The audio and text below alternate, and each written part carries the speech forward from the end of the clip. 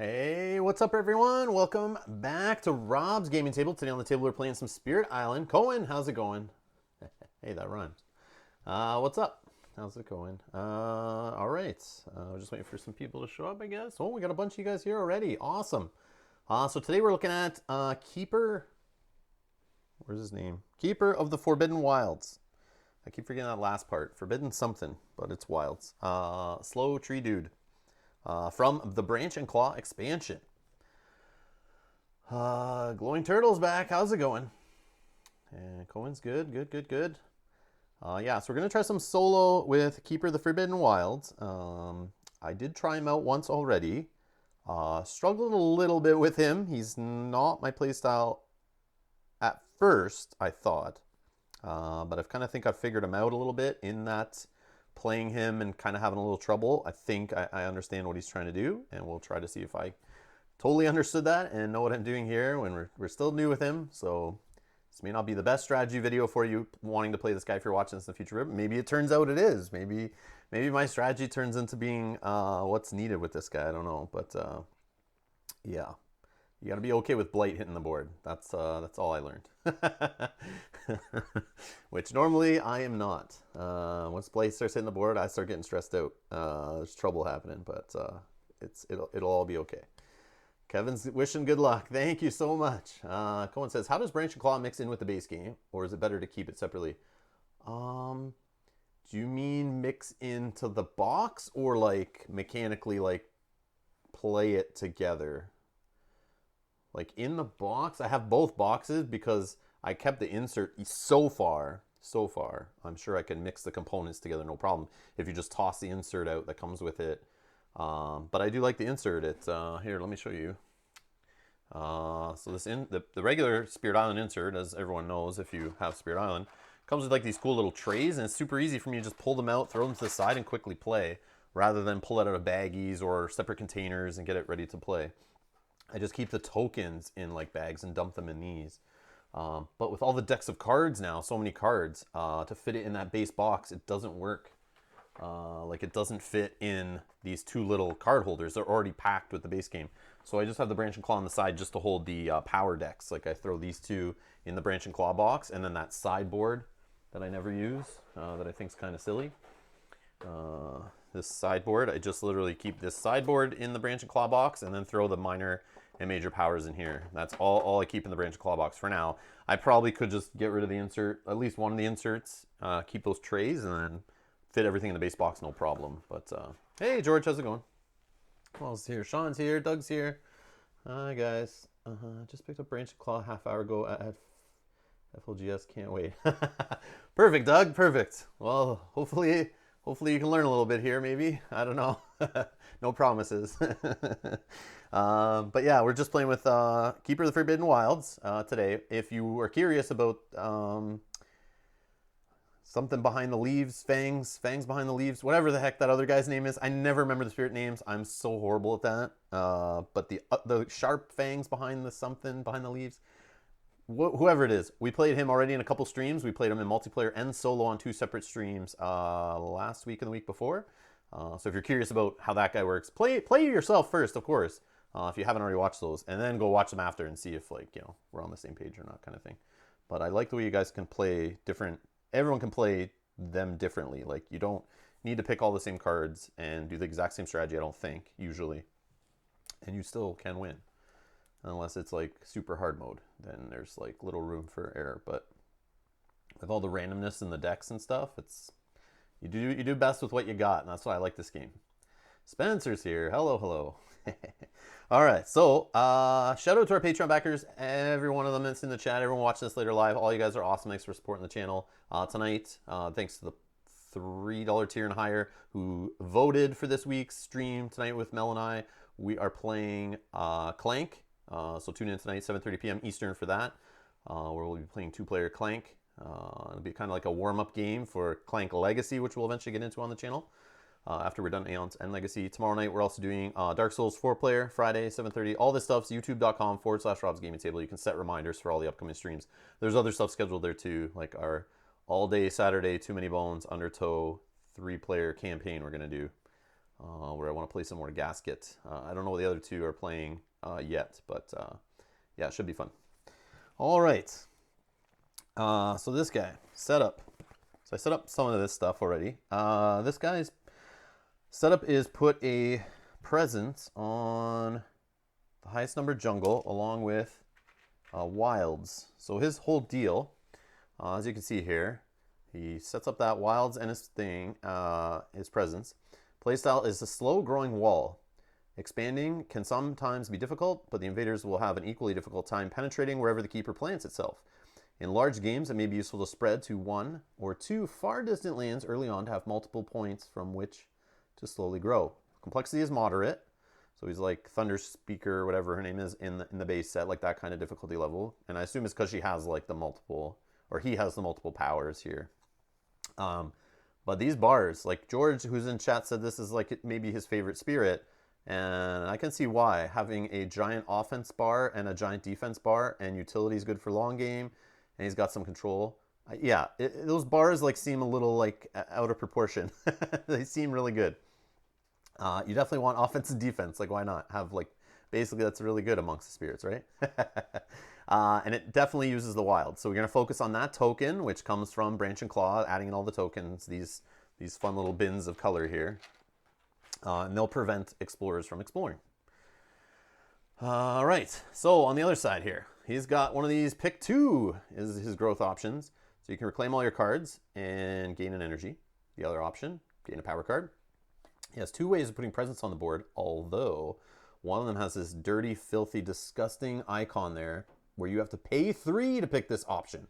3 energy. You get a power card. You can put a presence up to 3 spaces away anywhere as long as it's not blight. And for this one, you can put a presence anywhere you have presence or a wild token up to 3 away. And you gain energy for that. And look at this guy, Mr. Cash Moneybags over here, going all the way up to 9 on the energy track. And like mid-ish game here, he's 4 or 5 energy. That's pretty good, I think. And he trickles in a little bit of it here off his growth options. But again, I think it's to balance out this dirty, filthy, disgusting icon right there. Yes, and using this, George, I was saying at the start of the chat, I have played him once, and I realized early that this, I ignored this, and it was trouble. And I didn't have the best game. I still won. I learned a lot, and we'll see here if I figure out. I think I understand, like, yeah, I started doing a lot better when I started triggering this basically every round. I was doing this one almost every single round. I think every single round, actually, after I realized the deal of basically making sure you have money for this. And I was a little slow. I was taking stuff off the wrong tracks in the wrong order, I think. But if you focus a little bit on money early and not worry about going above 2 cards, I think as long as you're paying for this, you'll just keep drawing so many power cards. Like if you just keep getting a new power card and you get lucky on the powers and they work out, like you get some cheap ones, you never, like I never did this one. I never reclaimed cards. So I'm going to try that again. We'll see if that works out here. Again, it depends, I'm sure, what powers you pull off the decks, whether they have your elements and stuff. I find that changes the game completely, whether you find those or not. But I'll show you his cards in a minute. Why? Another way to gain power cards, you may not ever need to reclaim if you're doing it right, I think. But he can draw 2. He draws 1 to start, 2 money, but like you get to 2 cards right away, like just remove 1, and then eventually you can get up to 5 and reclaim 1 if the game goes that long. So on to his special ability, special rules, Forbidden Ground. Anytime you generate a sacred site, push all Dahan from that land. Dahan events never move Dahan to your presence, but powers can do so. Okay. Also, a question came up when I was playing earlier. I slapped down a presence to create a sacred site, so I pushed all the Dahan out. And then next door, like I did this growth option and this growth option, so I put down 2 presents. One I did on a site that made a sacred site, pushed all the Dahan into another spot that I had a presence. Use a second growth option, or whichever one, to make it another sacred site, and I pushed the Dahan back into the original spot they were pushed out of, which I think is okay, because only events can never move them where your sacred sites are. I think you're allowed to still push them like back in where you have sacred sites from this ability too. But yeah, I could be wrong. So yeah, anyways, if that comes up, we'll deal with it. But I think it's okay. Because I think it only cares about events, right? That's the only time you can't move to Han where you have sacred sites. Let's see what George is saying. This keeper is a beast. Use of 3-cost power as key. Yep. Well, part of why I was here is to help you avoid those newbie traps, but it appears you learned the hard way. Yes, I did, George. Yes, I did. I had time to give him a run, so I was like, I want to see what goes down with this guy. And right away I realized, like, playing the slow game stressed me out a little bit, and Blight hitting the game early stressed me out a lot. And it started falling apart, but I kind of, yeah, I turned around. Originally I was avoiding this, like, yeah, and realized that no, you need to get to the juicy stuff later in his track, and then he becomes like overpowered with major power cards. At least that's how it worked for me, and it was awesome. And then his innate means you usually want to avoid it. Ah, yes, because we'll get to that here. He is killing Dahan. Innate powers, so we got punish those who trespass. You have to have presence here. You can target any land, it's slow. And for 1 sun, 1 fire, 1 plant, 2 damage to that land where you have presence, but you have to destroy a Dahan. But if you're doing sacred sites that push them out, this should work together, as George has said in the chat. If you can get an extra fire involved in some plant, you get +1 damage there per sun and plant that you have. And if you can get up to 4 plants, which, as you see on this bar, sun and plant are kind of like given to you, so, and it's on most of his cards. It's the fire. Fire, you have to try to grab in some plant, I think, is like more important to get, because you already kind of have sun early. Most of his cards have it, but we'll see what we pull. But this one lets you split this power's damage, however desired, between target land and one of your lands. So another place you have presence, which is cool. I never really got to see that happen, but that's pretty awesome. Spreading Wilds. So this one says speed, 1 range away, target land, it has no blight. So you do this in order if you have the stuff for it, but this one is kind of cool. For 2 sun, you can push an explorer from a target land for every 2 sun you have. And then if it has no explorers, let's say it only had 1 and you pushed it out with 2 sun, if it has no explorers next, you can drop down one of these wild tokens. And it's key, I find, this little restriction here of having a wild or your presence to be able to drop this one down is key to use this ability to help you spread out. Otherwise, you can only go where you have presence or those tokens. And if you look and set up, you get kind of screwed here. You only put 1 with yourself. So right now, with this growth option that I can afford, I can't go anywhere. I literally am stuck there. But you'll see in his cards too, he has other ways to get that out. But I find this is super powerful. You'll usually have a plant, that's fine. And you can target a land without blight. If you don't have the sun, you could just need a plant, and if you can target somewhere that doesn't have an explorer, it can have buildings, but if it doesn't have an explorer, you can slap down one of these wilds to help you expand your presence around the island. And then for 3, you can give it extra 1 range, and for air, you give it an extra range. So that's his board. Hopefully I went over everything there. Edgar says, unleash Nemesis. You tuned in for the wrong stream again, Edgar. That is happening next Tuesday. All right, so Keeper of the Forbidden Wilds. Here's his cards. So his big fun one here. So it does have the sun, the fire, and the plant, which is needed to do his heavy damage ability in his zone. You need a sacred site up to 1 range away to target any land. 2 fear. Then for each of your sacred sites in or adjacent to the target land, 2 damage. Destroy all Dahan. We got Boon of Growing Power. So here's another way to get power cards. So you play this down. It's got some sun. It's got some plant. Works good with his second ability here. Obviously, you can work with this one as long as you get a fire going. But you can just get another power card. And it's not major or minor. It's any one you want. So this is like good late game too, I find. At least, normally, some of them are limited to like you only get a minor power, right? And then eventually later in the game, you're like, okay, enough of this card, and you just toss it, right? But that's kind of cool. It can keep giving you power cards. So, but again, you can get them from this expensive ability. You can also get them from this option too. So getting cards is like so easy with this guy, I find. But again, I only played once and it worked out. But reclaiming cards, like you can set it up sometimes so you don't need to do that if you find the right stuff, like I said before. This one, Sacrosanct Wilderness. So it's got your sun. It's got a plant on it. You can push Dahan, But you have to target, it's a fast power, so it's very rare. As you see, lots of blue and only one red. So you can push to Han, you target one land away, but I can't have Blight in it. So Blight's a problem with this guy. And did I go over that card? I think I just passed the card. But he has a way, if there's 2 or fewer Blight in a target land, you can remove some with this other card, Regrowth from Roots. So it's a slow ability, but you have a way of getting Blight off the board. But I found like Blight just starts happening. Like you can't, he's so slow, and like your presence to get across the board takes forever, that you just have to let Blight hit. But then that messes where you target your abilities. So you may need to be cleaning up Blight later for things to work out for you.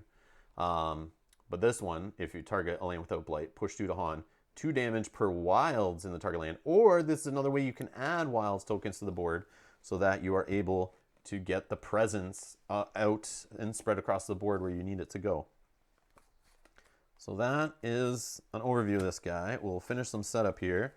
We got to shuffle up. Lies will come.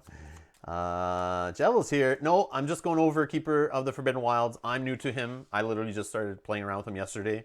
I haven't really looked at him yet, so this is me, kind of a first look, but I did play with him once, I'll be honest, and kind of like had a trial run, so I'm not completely lost here on stream.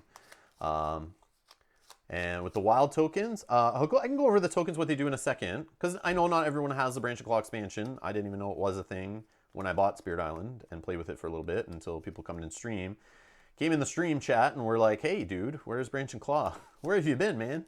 But I'm new to Spirit Island. I just got it around the holidays, so I've only been playing it for a couple months. But we got Branch and Claw thanks to the support from awesome people like George A in the chat. And yeah, and our other patron backers for donating. But yeah, we got Branch and Claw to mix in, and it adds these tokens. And the wilds stops them from exploring in the land. You can get rid of it instead of an explore on that location. Disease does the same thing for building. The strife, you can put these under a single piece of white plastic like an invader, and it basically blocks their attack, and you get rid of one of these tokens. And you can stack them under an invader. So you could put this under a city, for example, and every time they go to Ravage, you can block that city from doing its 3 damage by tossing away one of these tokens.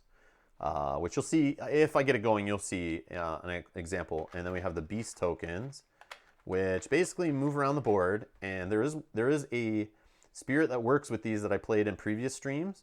But in most cases, they'll just interact with the events deck, where we're going to have random events come off, and I'll show you those as they come, how they affect the game. And with that expansion, it like doubles the size of the minor and major power decks, and basically doubles the size of the fear deck that you're drawing from. So we have a bunch of random fear stuff in there, and gives you a bunch of healthy island cards, some more adversaries and scenarios in there, and 2 spirits, which we're playing with one of them here. So hopefully that's a good overview for everyone. But do event cards make the game better in your opinion?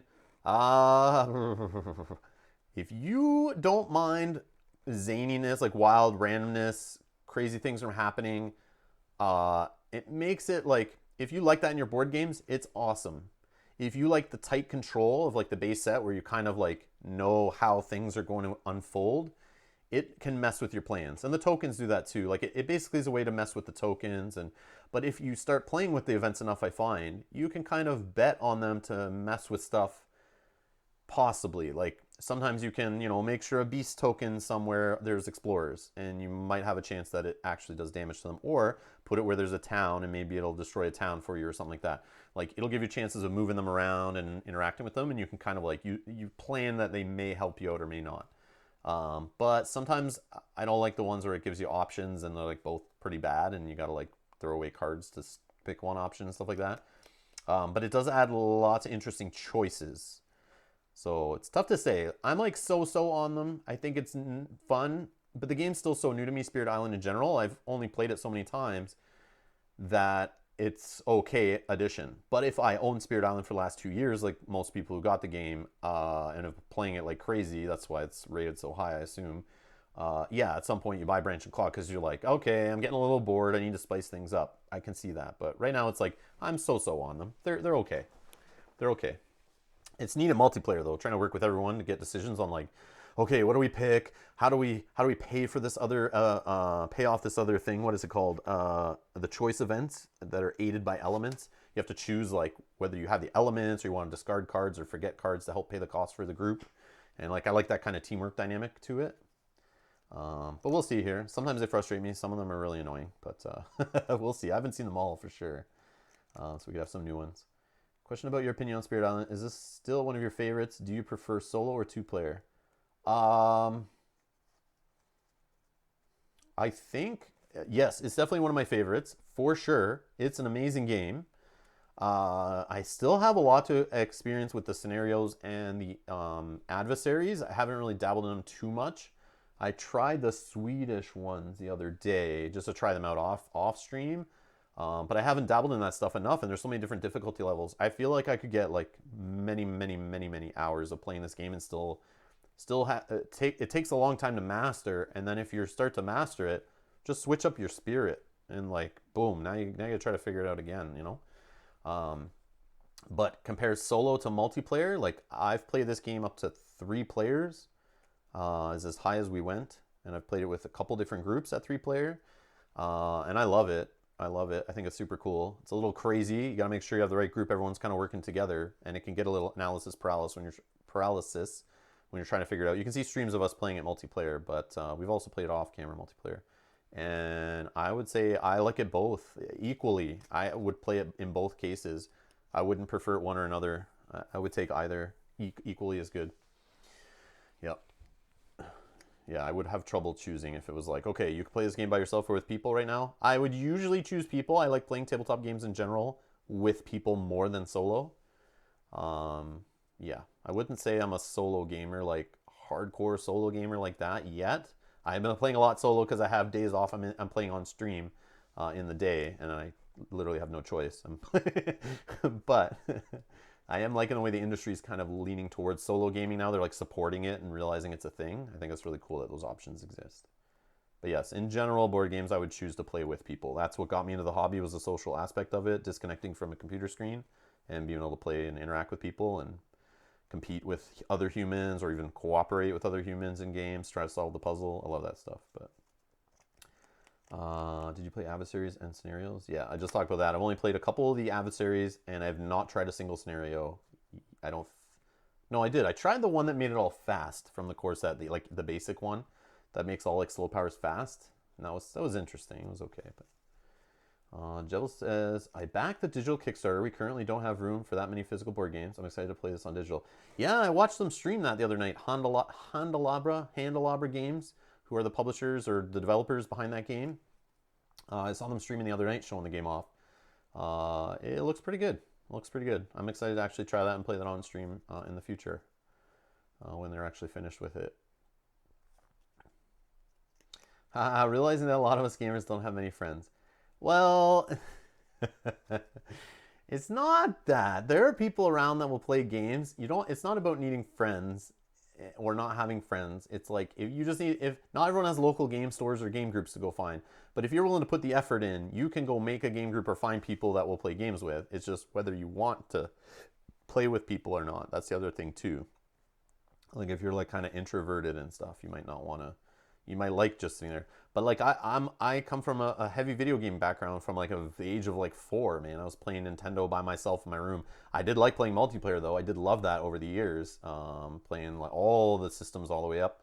Multiplayer eventually. But man, I love just sitting there in a Zelda or a Dark Souls or adventure game, playing by myself, quiet, shut the world out, get lost in it. And that's what this sometimes feels like. Solo gaming is just analog video gaming. Like a lot of people, you can't look down at it. You can't look down at solo gaming because most people have played a video game on their phone by themselves or on a console or on the computer, and that's just the same. So it's not about not having friends. Sometimes you just need to get away from people too. That's another thing. But anyways, let's get back to it. So I'll take out one level 3 card, and we'll set it up here, and we'll take out a level 2. But I do appreciate the questions, guys. I appreciate the questions. I just forget I'm playing a game sometimes, and got to keep it going. Let's take out that one. Okay, throw these off to the side. All right. Think everything's set up. Nope. Not everything. And we got to do an explore. So we'll cover up our little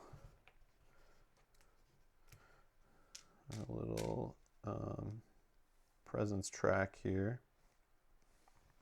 Our little reminder tokens. And this board is kind of bent, so it's like rotating, and it's driving me nuts.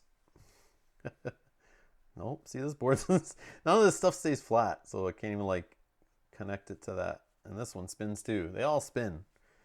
I don't know if it's just too much ink on it that like curves it, but I like in the processing, but all right. Even the cards are curved. I think it's just too much ink on them, or the finishes are too thick, which is not a bad thing. It's like very good quality. Okay. Explore. So sands. Sands are going to explore. Boop. All right. So we have some blight here in the sand. We have a disease token of Dahan City, number 2. We got 2 Dahan here, 2 Dahan there. Explorer here now. We got a town up here. We got one of these wilds tokens, my first presence here in the highest number jungle, which we spoke about. We got a beast token out here in the lowest location on the map without any printed setup icons. And we're playing on board A is the one I randomly picked out of the box this morning. So that's what we're doing. And we may play a second playthrough, so if you're, stick around after I finish the first one, depending on time and stuff, I think we should be okay. I'll be playing a second playthrough with this guy. Maybe we'll pull out one of the adversaries and try them out, or I don't know, or maybe just play another one on a different board or something. We'll see how the first one goes. We'll see how the first one goes. If we're still here in 3 hours on the first game and I'm losing my mind, then we will just play one. No, I'm just joking. We should be okay. Okay. All right. Okay. So yeah, stick around. Another playthrough after this. All right. So first thing, growth options. So obviously, I cannot afford this final growth option because it costs 3. So I can't get 2 presents out right now.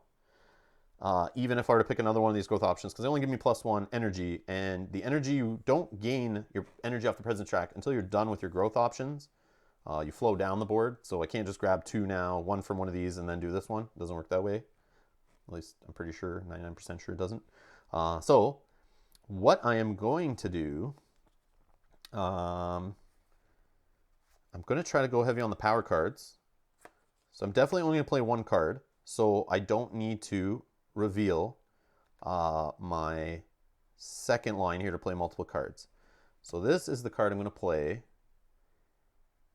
and unless I look at the power cards first, maybe I should do that.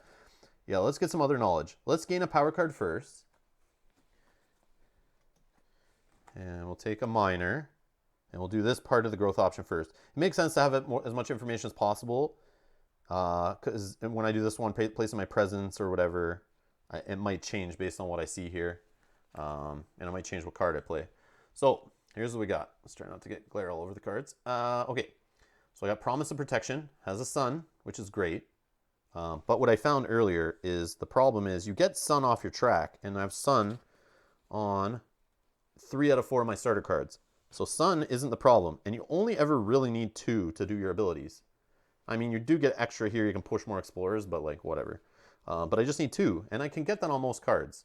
And I get 1 on my track eventually, so sun's not what I'm worried about. It's the fire. Trying to do the second line and have 2 cards with fire on them. You only start with 1 card with fire. And oh, the other thing is all your cards have plant, and eventually on the track you get plant when you're up to space number 6 here. So if I can get fire and plant is what I think is more powerful. And of course, none of these have plant on them. I never win, but I do see one with fire here. And this is spurs on the words of fire. It's fast. I can target any spirit. If you target another spirit, other than yourself, they gain 1 energy. Target spirit may immediately play another power card by paying its cost. If it is slow, it does not resolve until later. Yeah, that's kind of sucky. This one, Promise of Protection. Up to range 2 away from where I have a sacred site. Gather up to 2 Dahan. And then Dahan have +2 health while in target land. And then this one's fast, up to range 2 away. Target land has to have Dahan. Each Dahan deals 1 damage to a different invader. Oh, I like that. Or I can push up to 3 Dahan. That one's neat, but like again, like I don't know. It's kind of suck for my ability. Or I got this one, Rain of Blood. I've taken this one before. Up to 1 range away from where I have a sacred site. So if I make this a sacred site, and it's slow, so sands are going to build. I can target a land where there's a Vader, 2 fear. If target land has at least 2 towns or cities, which it won't, plus 1 fear. I mean, that's just generating fear. I almost want to just take this one for that fire symbol, really. But I think that's a possible waste. Or just take this, whatever one of these, they all suck. I'll just forget them when I get a minor power later. Yeah, not very good cards at all. Not very good card, I agree, George. Yeah, I just want to take this one for the symbols, actually. It'll eventually give you extra card and its elements. Target speed may immediately play another power card by paying its cost. Yeah, that's true. That's true. Yeah, because I'll have its elements, right? And then when I go to my slow abilities, yeah, I see what you're saying. Okay, yeah, we can do some cheating with that, right? When we don't have many card plays. Oops, I just mixed them all up in my hand. All right. So yeah, we'll toss these ones back then. Yeah, the fire just made me like look at that one right away, so I will take that one. That makes sense. I need to also worry about having presence places that I want to do damage later. But I gotta be careful because you don't want to just throw your presence somewhere that you have invaders, because you got to be worried that eventually they'll ravage, and if you don't have any defense, which I didn't really see any there, blight will happen and destroy your presence. So yeah, so I'm gonna take this one off Sun. And I guess I can only put it here. Yeah, I can only put it there. Only where I have wilds or a presence, so that's easy. Yeah, I guess that doesn't change anything with that knowledge. It's just, I guess, which card I want to play. But I do get an energy for that growth option. Then I'll take 2 from my track. And now if we want to use this -3 next time to get 2 presents off, which I think is huge. Yeah, then we can get more money going, more power cards faster, major power cards. So what I want to do is, and I only play 1 card right now. So I just want to get another power card, I think. And that I will spend 1 on. Target another spirit. They also gain 1 energy. So I can't do that in solo. Okay, so I'll just play that one. No fire. Yeah, that's okay though, I think. Sand is building. Yeah, I think I can leave this town here for a bit. Okay. Yeah, I want to try to get more elements. Cards with elements with this card. And eventually this power, I think. You can target yourself in solo. But there is something about if you target another spirit thing. I read it earlier today, actually. There's like little solo rules. Solo player mode. Solo games work much like normal games, but with a single board as the whole island. The only difference is that you can target yourself with powers that specifically target another spirit, though you do not gain extra benefits from powers that are better when used on another spirit, like Gift of Consistency or Elemental Boon. So yeah, see, if you target another spirit, they also gain an energy. That does not work. I don't get the energy from it, I'm pretty sure, because it says you don't get benefits from targeting others. Also, the luck of the draw is high, and you have no fellow spirits to compensate for your spirit's weakness and limitations. So I'm pretty sure you can target yourself, which I'm going to target myself to gain the power card, but I can't get this energy because I don't get a bonus from target another spirit. Pretty sure. George, I'm sure, will let us know in the chat, but I'm pretty sure that's how that works. Or otherwise I was playing that wrong earlier too and really hurting myself. Okay. So I think we're good. We have literally no fast powers. So they're just going to go. Blighted Island, it's not blighted. Like we don't have the card flipped over, so we don't have to do the bad effect or anything. We go to events. I am correct according to George, I think. Yeah. Okay. So we got sacred sites under threat. So it says, invaders have begun to find hidden places of natural power. You may, so it's a choice. So we could let the island strength repulse them. So each sacred site pushes 1 explorer or 1 town to an adjacent land. So I could push this town out of here. Or move 1 blight per player from the blighted card returning to the box. Now that's not what I want to do. Get out of here. I might have to, though. Guard them yourself for well or ill. Cost is 3 energy per land where you do damage, aided by fire. I have no fire played, so I would literally have to forget like my biggest power card, which is never going to happen, no thanks, or I forget this one that I just took, which is possible. In each land with sacred site and invaders, either do 2 damage or destroy a presence from each spirit. So I could forget this power card to destroy that town, or just take the other option and then I lose a blight off here too. That's tough.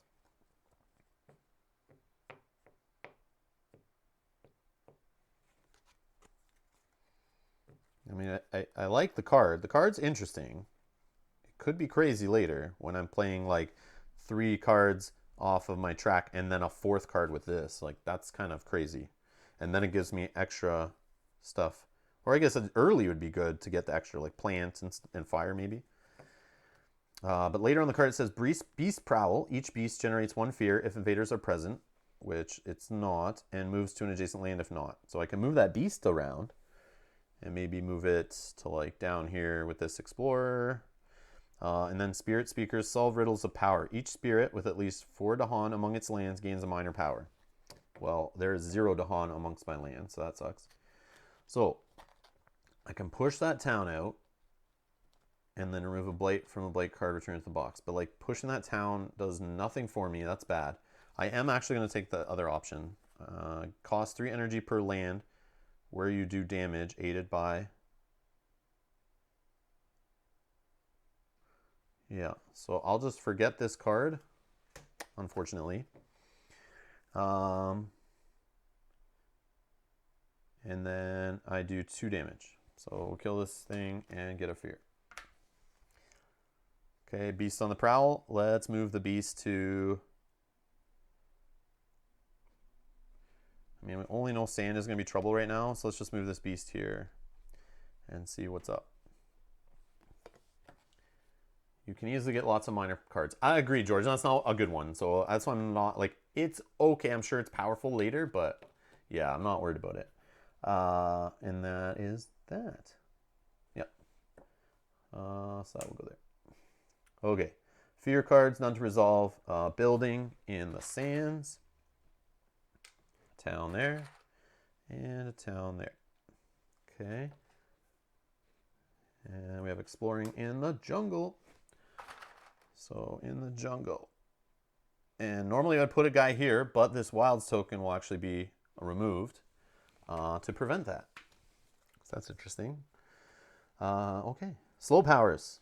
So I gain a power card. Let's look at minor powers again. Hopefully I get something with fire, sun, plant, at least fire and plant. And right away on the top, fire, plant. Yeah. All right. Let's check it out though.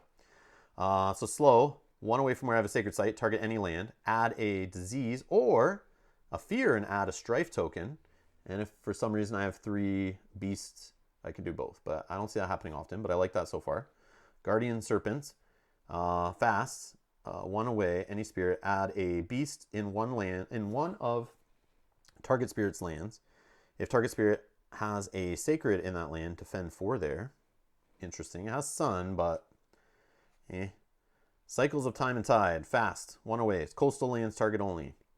If there are Dahan, add a Dahan. If there's no Dahan, remove a blight. Yeah, I like the abilities on these so far, pretty cool. But it's the elements I'm like worried about. And this one, Dark and Tangled Woods. 1 cost fast, target any. Fear, 2 fear. If target land is a mountains or a jungle, defend 3. And we know jungle is going to be a problem. Possibly. But it has plant. But man, fire and plant together. Yeah, fire and plant together. I think I don't even care what the ability is on this, even though it's good. Like, still, adding a disease or adding a fear and a strife. 1 away from where I have sacred sites. I am going to be focused on sacred sites, I think. At least, I already have one. And I'm sure there'll be others because it works with one of my cards. My starter cards, which is pretty powerful. So, yeah. I think we're going for this one just because of the symbols on it.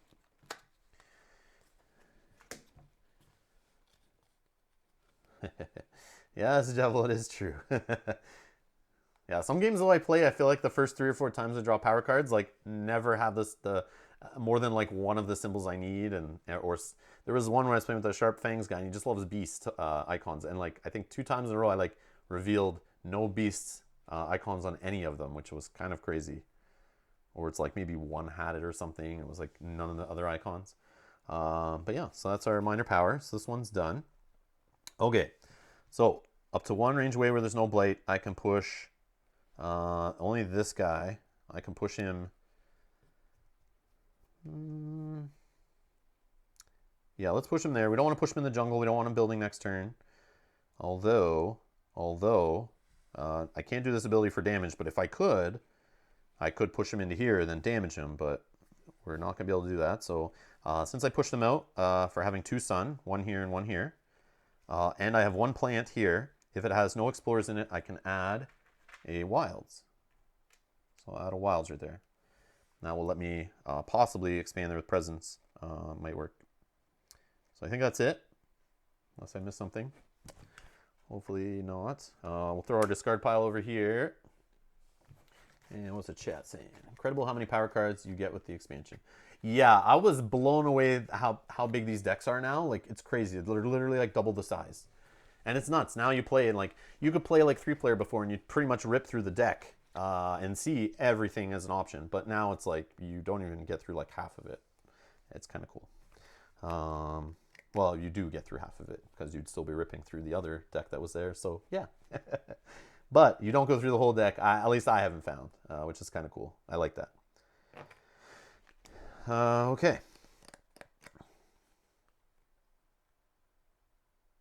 I think we're good. So I have 2 energy. So here's the idea. If I do this one again to get some presence out there and gain an energy. So I gain an energy. Let's I think we want to get 2 cards going. I think. Or do we want to keep it 1 and get more money? Let's check what we might play. I think we just need to expand more. So I want to play this one for 2. But remember, if we're going to keep ripping off presence, we have to keep paying 3 energy early game to get all the presence uncovered so we start having money. So, and card plays so that we're able to take this without so much punishment, and we can start getting major powers and really cashing in on this guy's amazing amount of energy. So I like this one just because it adds wilds, which will help us expand more and get into more locations to do our abilities. So I kind of want to hit that off as early as possible is what I'm thinking.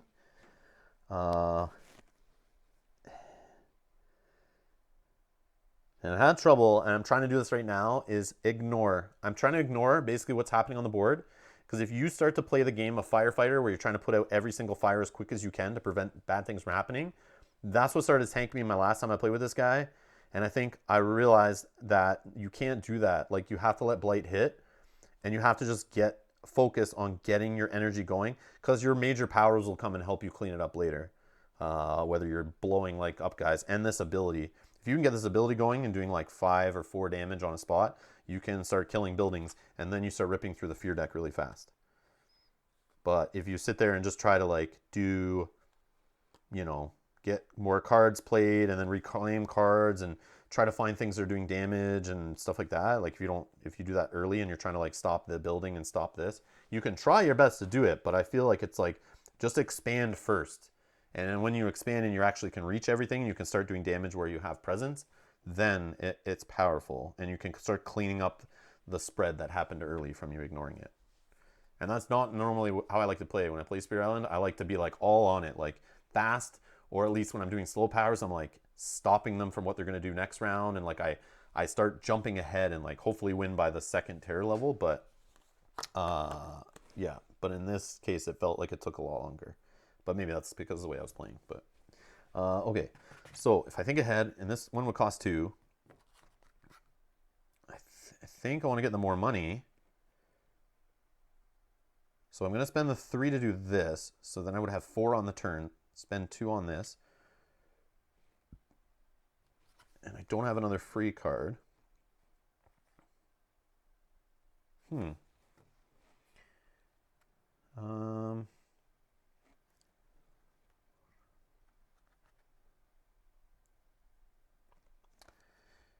Yeah, I don't know if I should go for the 2 cards, but then I don't know if I can afford it. If I spend this, I only have 4. I spend this, then I only have 1 left. I can't do that ability next turn. So what I'm gonna do, probably crazy, but not even looking at the island. I will. So I gain my 1 from this. I'll put a presence out on this spot here because it has a wilds token. And then let's, I'm trying to think, like long-term, more money, I think, more energy would be better. It's easier to get this going. So you take a couple hits early, then you can get this going faster. So I will choose this one now. I'll spend 3 energy on it, the 4th growth option here. Let's get the power card first. And take a peek at what we get. Then we'll put our presence out, which I think is going to be the energy one. But again, we might get a free card right here. And then I might want to play 2 cards. Because I'm trying to save energy for next turn to do this again. All right. So I see fire and a plant at the back. Let's take a look at this one first. Animated Rack Root. Slow power. 0 range away. Target land any. 1 fear. Destroy an explorer. Or add a wilds. Right there. And it's got my symbols I was looking for. So that, I think, is what we're going to pick, even without looking at the rest of the deck. But let's look, though. Here there be monsters. 0 range away. Slow. You have to target inland only, which I hate situational cards like that. You may push an explorer, a town, or a Dahan, and then you get 2 fear. If target land has any beast tokens, you get another fear. Infested Aquafires. Slow. If target land has any disease, 1 damage to each invader. Or if target land's a mountain or wetlands, 1 fear and add 1 disease. Again, I'm not looking at the board to see what's good situational. I'm trying not to do that. I'm trying my hardest to play it to this spirit and work on getting his ability going off. I think it's really good.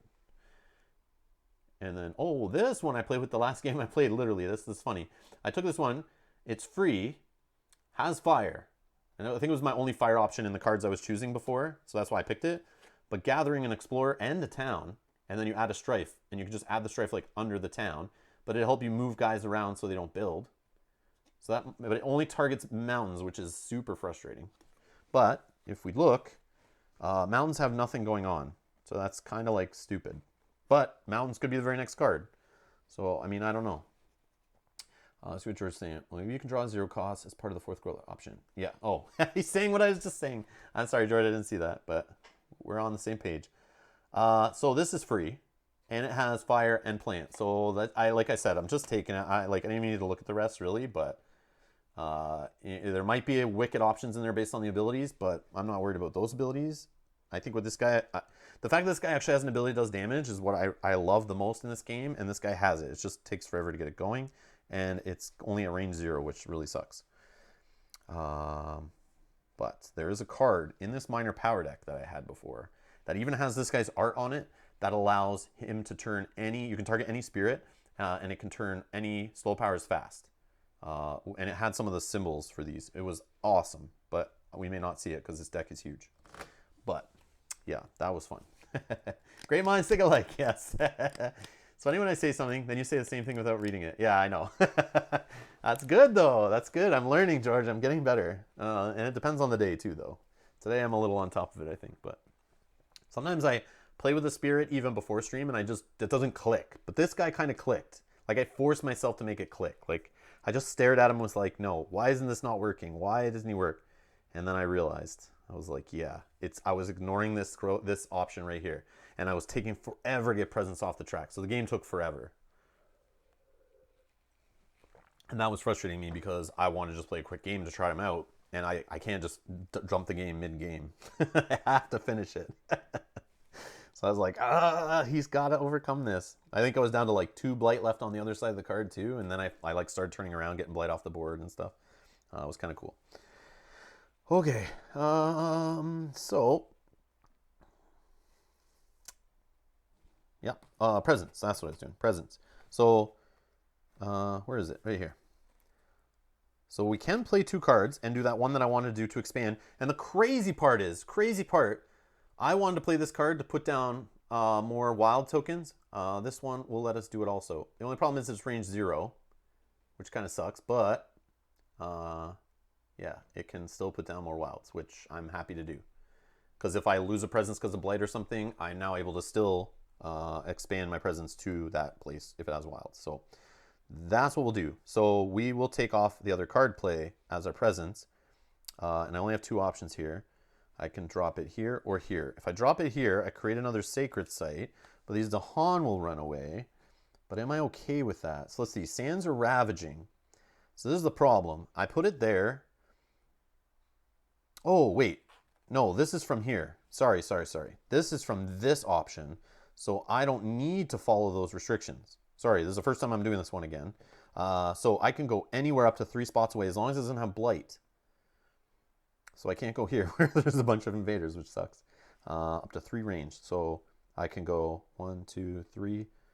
1, 2, 3. I can get anywhere. I can go anywhere. Maybe here, this coast?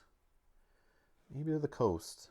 Because eventually I'll be able to do damage where I have stuff. And that there's a city there. I would love to go here to start pecking off these guys. But what am I going to have for symbols? I will be able to do this to do 2 damage and destroy a Dahan. So that's not enough on the city. So if I think just more short term, I could go here. And we don't push out the Dahan. It's only 1. And then what I can do there, the plan is they'll build a town here, and then I'll be able to do 2 damage, and it destroys the Dahan. But maybe I could push out the Dahan first with this fast power. Push out the Dahan, do damage per. Yeah, but I'd like to actually put the plant somewhere else. Probably go on the coastal mountain. Oh, really? The only reason I wouldn't do that, George, and I understand that's like very centered, like it makes sense to be able to reach everything, but down here I can do some damage this round, I think, because I'll have 2 sun, 1 fire, and 2 plant, so I can do 2 damage here to destroy the town that gets put there, and I may even be able to destroy with this one. In the slow, I can destroy the explorer, but I might use this just to instead add, yeah, I don't know, we'll see. Yeah, I think I'm gonna go there though, because you can't kill that. You can kill that town. Sorry, jungle. Oh, okay. I see. Okay, perfect. Which I did. That would work for you too if you trigger it. Yeah. Okay. Perfect. Yeah. Yeah, I want to go here go after this town, but I can't go because there's blight. So it's just like that's where I would go more immediate, but that would be my second option.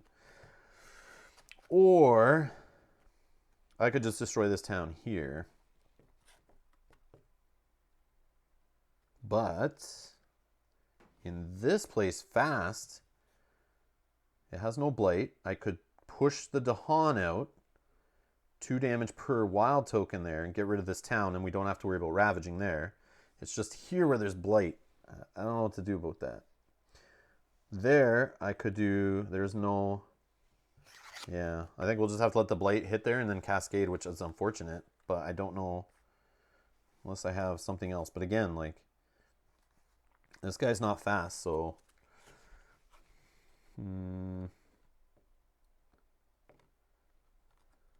maybe the fear card helps us out, but I mean, if I get a Dahan there, it might be helpful too. Not fear, event card.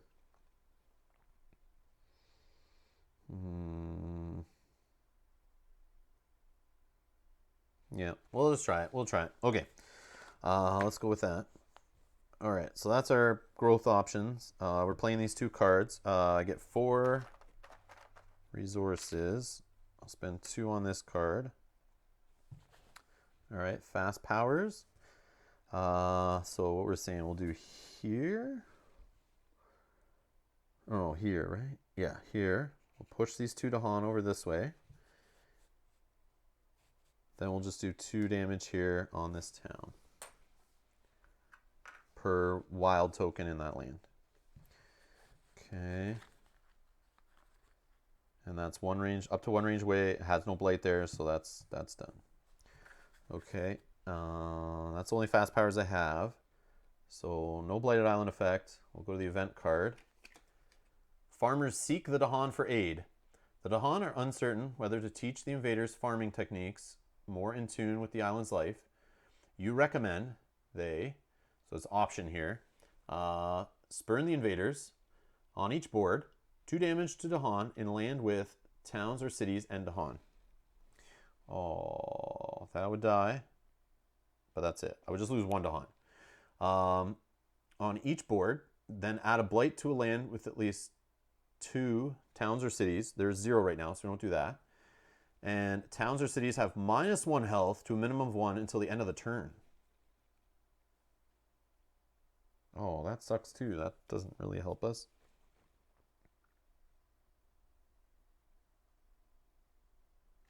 I guess the 2 damage here with that town, that would be -1 health. I could kill the explorer also with just this ability. But again, I'm destroying a Dahan. Yeah, we're going to have some Dahan death here. Or teach the invaders. On each board, add a town to a lane with Dahan. The next normal Ravage becomes a build. Okay. I'll go for option 2, I think. Just add a town. Because the other option, I'm going to lose 2 Dahan and get a Blight. No Blight. Just add... Sorry, kill this Dahan. And then this would make this Explorer die in my slow power phase. Or I can just add a town to... I could like add a town here to this mountain. Yeah, prevents Cascade, exactly. So I take a town, I don't lose Dahan, I don't have a Blight, no cascading. See, the second option is way more bonuses. So let's add a town to a land with a Dahan. I feel like just adding it there.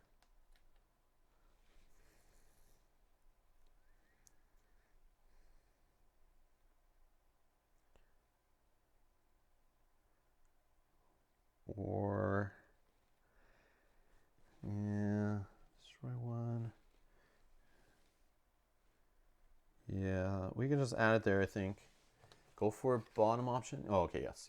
And then, okay, new diseases. On half of the boards, rounding up, so 1, add a disease to a land with both Dahan and invaders. Do 2 damage to Dahan there.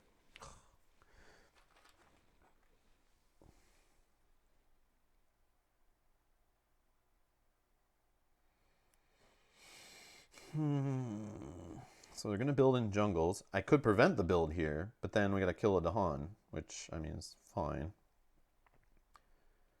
But then I'm not using this ability anywhere, really. I could go here. But see, I don't know where... I'd rather have the town to destroy for fear there, to be honest. But then I also have to destroy a Dahan. So I'm going to lose 2 Dahan here no matter what, really.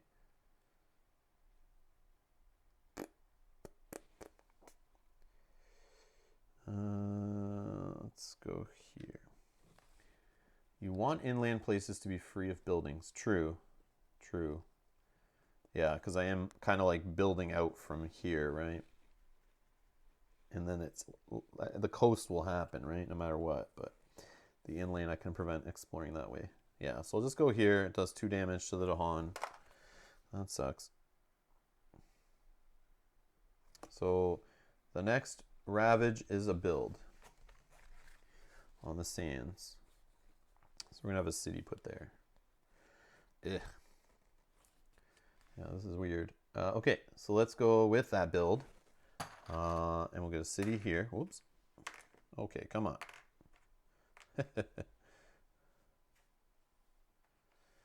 And there's nothing building here. Then in the jungle, we're going to build. So we get a town. So why not do the mountain? Or does it not do damage to the invaders? Yeah, it only does on half the boards rounding up, add 1 disease to a land with both Dahan and invaders. Do 2 damage to Dahan there only. Yeah, it's annoying. Annoying. Alright, so what was I doing? Here, 10. So that's that build done. Now exploring. Mountains. Ugh.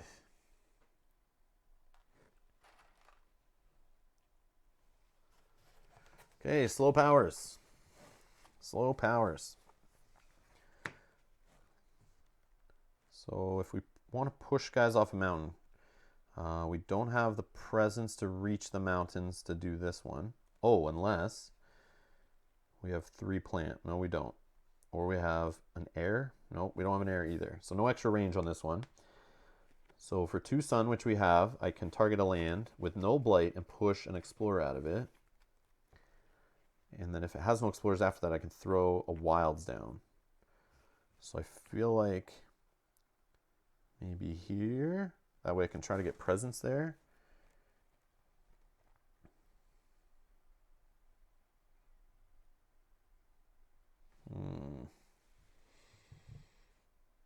There's 1 away. I can push them.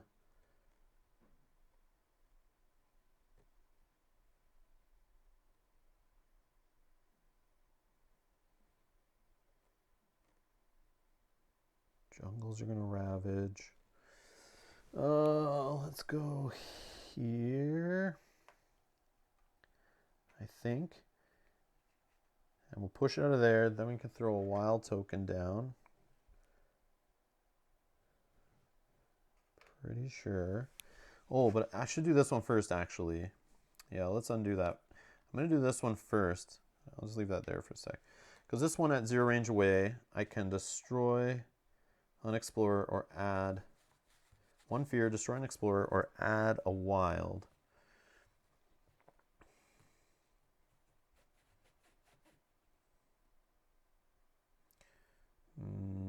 Could add a wild here. Or a fear. I want to get fear going too. That's the other thing.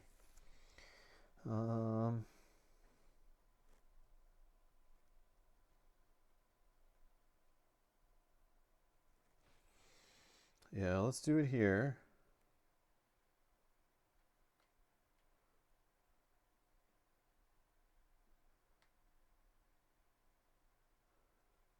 Yeah, let's just add a wild. I think, no. Let's do the fear and kill this guy. Yep. Okay, then this one we'll still do that same one. Let's do it like this. Throw down a wild. And then the damage one, we'll do it here. Destroys a Dahan. 2 damage, gets rid of a town. We get a fear card going. And that's all of them. Oh, it has to be no blight. No blight, no blight. What did I do? Oh, this one. This one has to be no blight. Thank you. Thank you. So let's do it here then instead. We'll target here. That has no blight. And we'll just push that guy into here.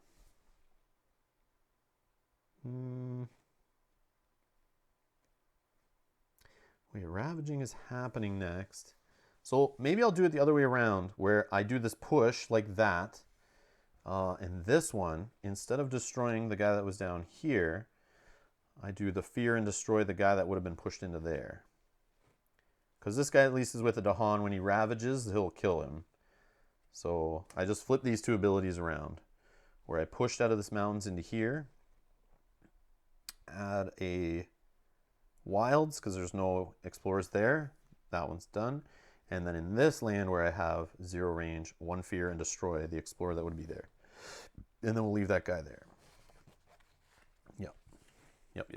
Yeah, because I want them where Dahan are so they can fight. That's that. Okay. All right, growth options. So let's go heavy presence again. We'll just play what we have and like deal with it. So let's get some money. So we'll do the third growth option here. We will take off this one, presence, and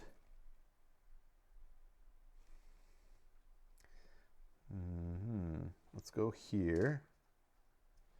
Okay.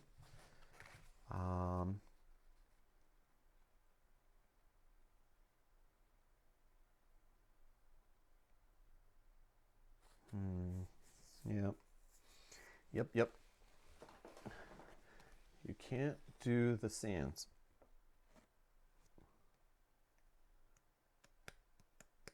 Oh, now the real fun begins. Okay. Then I'll pay 3 to do the last growth option.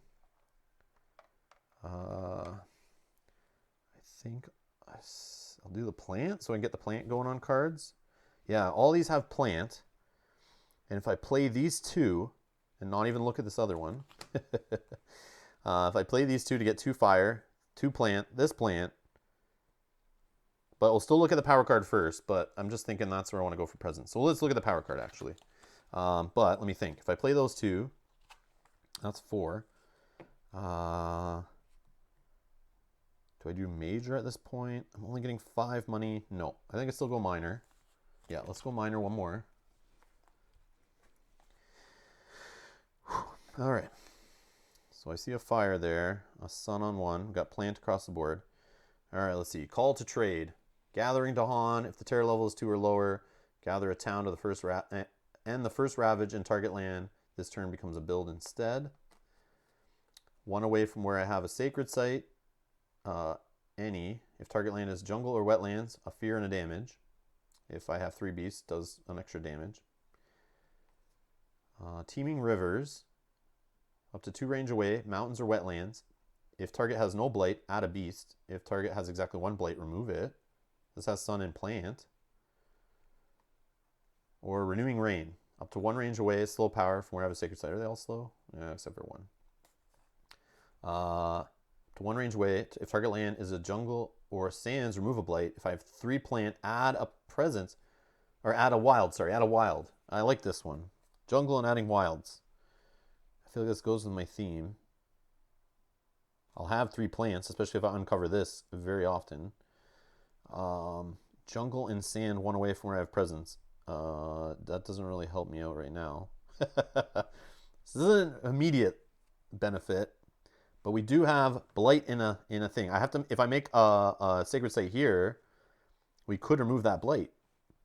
We could remove that blight and drop down a wilds token, so then we can maybe put our presence there and start wrecking shop. The last one, this last one, renewing rain. George, is that the one you want? Are we on the same page? I want renewing rain. What are you saying? I don't know if this is the last one that I read or not. I can't remember. Teeming rivers, savage, maw beasts, call to trade, or renewing rain. I'll wait a sec. I know there's a delay. Renewing rain. Yes, same page. All right. I love it. Okay, good. So yeah. Hopefully this is one of our last minor powers we grab. And then once we get like 7 resources uncovered, maybe we can start looking in the big boy deck and see what we can pull out of there. Okay.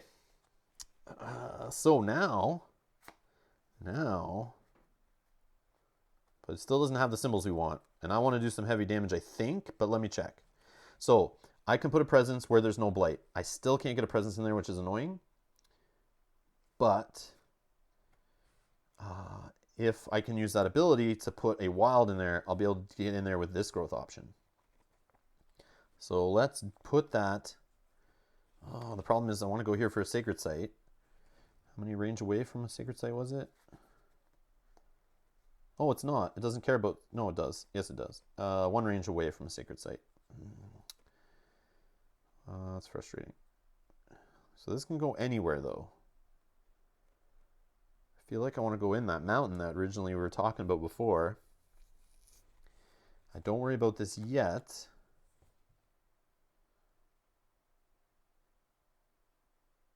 Did I do the other... Did I do this one? George, we trust. Yes, Cloud. Yes, we do. You don't want the sacred site right now.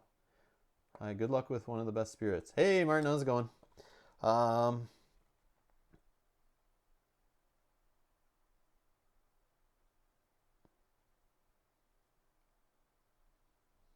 yeah, think we got our presents off.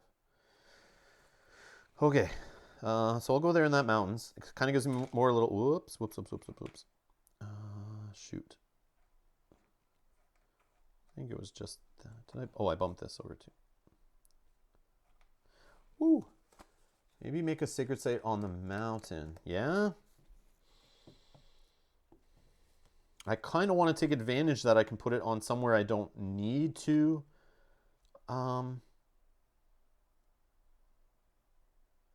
Yeah, somewhere that I don't need to, because then next turn I can... But maybe if I do both these next turn, I can choose this one first. Oh, okay, let's get our 5 energy. Let me just look. Do I have any sacred site abilities I even care about right now? Maybe I do. Yeah, I do actually. If I care to play this. If I care to play that. Oh, I have another. Yeah, 3 of my cards want sacred sites actually. Let's see though. At least like I have a sacred site here so I can like get this stuff.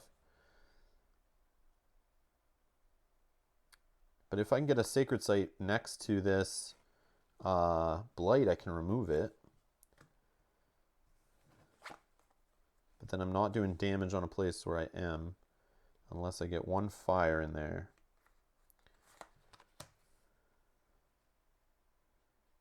But I don't have enough sun. So I have to play my expensive card, I think, to get the sun, because it's the only sun card in my hand to do my ability, just to do a couple damage. But do I care about that ability right now? I'm really only eyeballing this town to do it, but then this Dahan gets destroyed. If I drop presence in there, I knock the Dahan out. Yeah, maybe that's what I do. The Dahan's safe. And then, oh, it will build. And there'll be a city there. Ugh.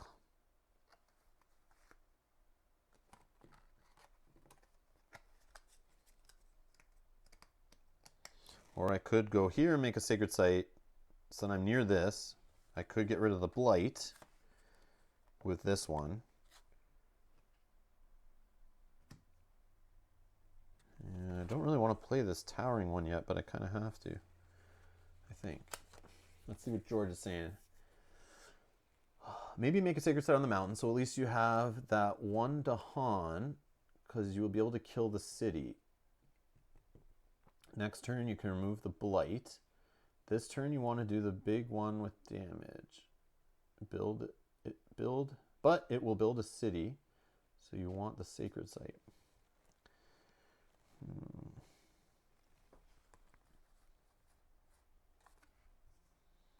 So this one does 2 fear for each of your sacred sites in or adjacent to target land, 2 damage, but it's slow. So I could do that paired with this on this land.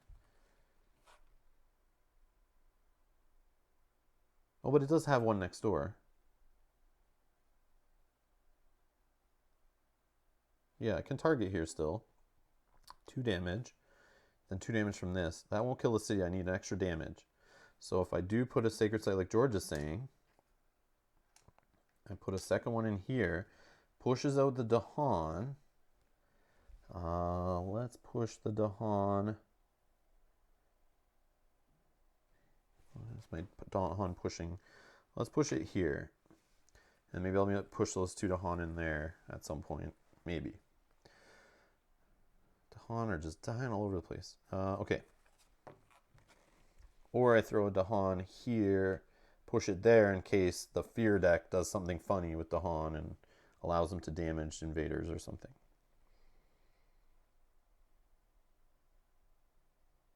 Yeah, but I only have push, not gather, so spreading them out like that is not good. I'll just risk it. Let's go here.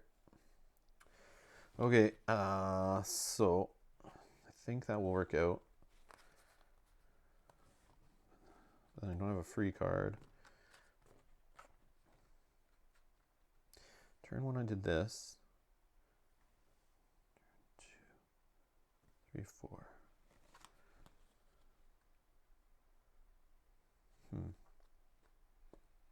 And I'll be able to do that ability. And maybe we just say screw that other growth option one.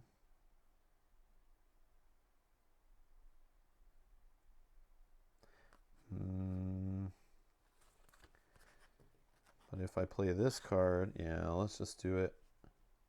If I play this card, I'll get to do the big damage. Like George was saying, I'm pretty sure that's what he meant. To the mountain spot where it's going to build a city.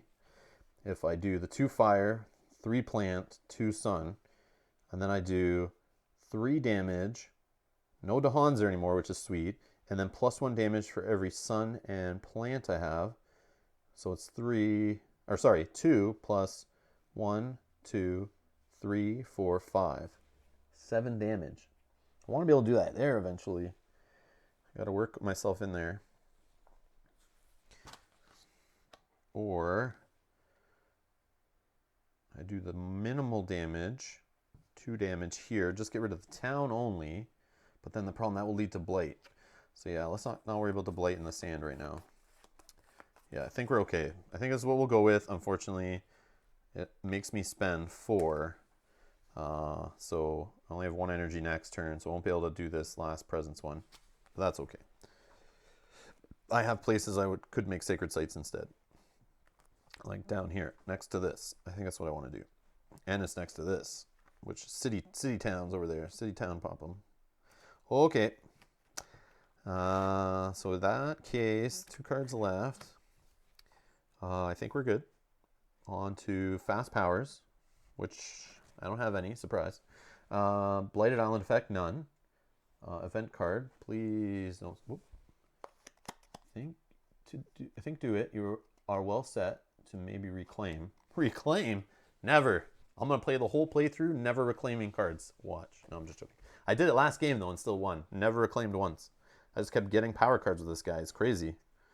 I just kept doing, like, one of these growth options every time, just getting a new card, and then eventually major powers, and just started, like, firing them off. It was nuts. But I also had better luck with my elements in that playthrough. Almost every time I pulled some good options. Okay. Strange madness among the beasts. They grow even wilder and more savage. You may let them rampage unto death. Each beast destroys a Dahan. Remove 1 beast from each board. Really? That's so sucky. Or cost 3 energy per beast you decide to keep on the island. Minimum 3 energy. Aided by...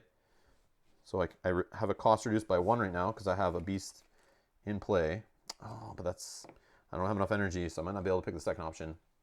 Unless I forget this card. Oh, that's so sad. I can't do it, though. And I won't be able to do my big damage. Or will I? No, I do have this damage. That's rough. I don't want to do that, though. Yeah, we'll see. Remove any number of beasts. Each spirit may push 1 beast to an adjacent land. Yeah, no. The beast can go. See a beast. So it destroys 1 Dahan. Remove. But I'm sure the Dahan has to be in its land, right? So I just remove this. I don't think I have to destroy any because there's no Dahan in that spot, right? I think that's how that works. Savage Friendly. If Savage Frenzy, each beast destroys an explorer and deals 2 damage. Yeah, that's not worth it. That's not worth forgetting a card to kill 1 explorer. Not worth it. Have you got another beast to forget? No. No, that's only 1 beast. Only 1 beast. Oh, no, I don't. Oh, wait. Hold on. No, I don't. That's literally my only card with beast on it. Yeah, that's literally my only card with beast. Yeah, that sucks. Yeah, but this one has fire and plant on it. Like, that's so good. I can't. I mean, the ability's not the greatest or anything. And do I get the energy back? I don't think I do, right? Like, if I throw it away, I lose the ability. I lose the elements. I don't know if I get that energy back. If I do, that's kind of okay, because I don't get to do this ability again. It's not the worst. But then seek a safer home. On each board, push 2 Dahan from a land with beast, disease, or wild to a land without any of these tokens. It's working out just as intended. You don't get the energy back. Yeah, I didn't think so. Yeah, so I'm not doing it. That's what's happening. Whatever. We lose a beast. Whatever. Yeah, sometimes the event cards are just like so blah. Like, I know it's just like fear cards, right? Sometimes the situation's not there. They do the best they can, but yeah, sometimes they just kick you right in the nuts and then they don't help you at all. And sometimes they're like very harsh. But sometimes they're good. Sometimes they help you out. So it's kind of neat. You just never know, though. It's always a surprise. All right. So, that was fear. Or, sorry, that was event. Now fear. Terror level 1. Each player adds a strife to a land with Dahan. Yeah. Mountains. Can't stop that. Jungle, don't care. Yeah, I think. Sucks not knowing what's next. I kind of want to put it here under this city or under this city. I'm just not sure which one. Let's do it where there's blight right now. And it'll also stop it from killing Dahan. So in this case, it would stop the city, so only 3 damage, 1 from the town, 1 from the explorer, wouldn't kill both Dahan, and then the Dahan would be able to fight back at least and destroy a town. I don't know. That's my best guess for that one. Yeah, we'll just put it like that. So you guys can kind of see there's some strife hiding under that city. Okay. And that's here. And that's done. Okay. All right. Jungle party time. So this guy fights this guy, does the damage, and he's gone. So that's all the ravages. Mountain build time. Town here. City here. Okay. Explore time. Coastal lands. This card sucks. All right. Explore. Explore. And explore. I don't have any wild tokens along the coast. Yeah, that's weird. That seems weird. All right. Slow powers. I don't know which ones to do first, but I think we were doing damage here. So let's check. So I have the 2 fire, 3 plants, 2 sun. So 2 damage, but then +1 for each sun. So 2, 3, 4, 5, 6, 7, and plant. 7 total. All here. Boom. And that does 3 fear. Okay, that feels good. All right. I don't have 4 plants to split the power amongst another land, which would be so amazing. I never got that going before, but it would be nice to get it going here. Just need to be able to play more cards, I think. So that one's done. I do have some damage here, so I can do my Spreading Wilds ability to do some pushing of explorers, then do my damage on a spot where I do some pushing maybe. I'm just gonna watch out that I don't destroy all my Dahan. So this one does 2 fear for each of your sacred sites in or adjacent to the target land, 2 damage. So like I could get rid of this guy here, but that kind of sucks. Here is probably where I want to target that, because it's next door here. I could get rid of a town. There's no Dahan there to destroy, but it leaves those 2 explorers to ravage.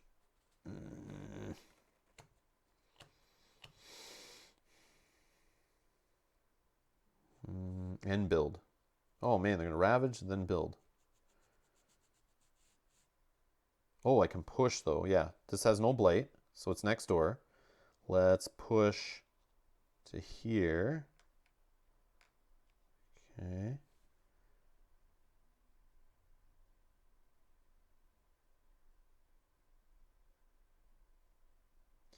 Yeah, and then if target land has no... Oh, but I kind of want to get my Wilds token in here, because I won't be able to do this one to get it in there. I really want to get building up so I have a sacred site in there. Would be great, or at least nearby. Because if I push out of here, I can't put a wild token. If I push out of here, I can. Yeah, that sucks.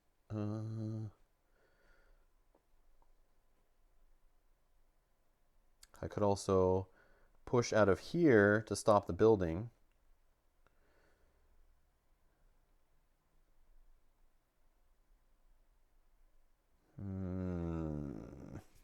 Gotta think future. What's George saying? What you could do is the following. Kill the 2 explorers with the power. Okay. Then add wild with the town. Okay, yeah, that's true. Then reclaim and use the fast power to kill the town.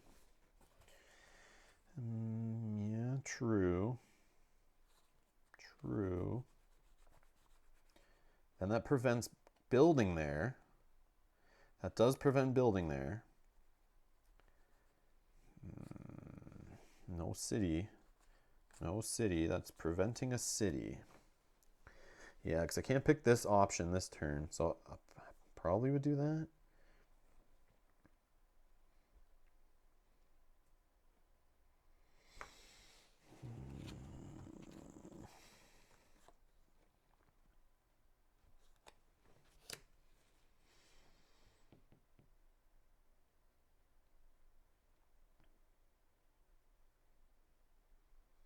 I could add a strife under that town, so I do not have to worry about it blighting. Damage, 2 damage there, though. Yeah, I think that's a better call, what you're saying, George. Yeah, that's a better call. All right. So we're going to use this ability, target this land, 1 away from a sacred site. We'll do 2 fear. Get us a card. We'll use a little reminder token. We destroy all Dahan there. We don't have to, so we'll do the 2 damage to get rid of the explorers. Okay. Then we target there. We don't need to push anything, but there is no explorers, so this is why we drop this in to do damage with this other card here. Yeah.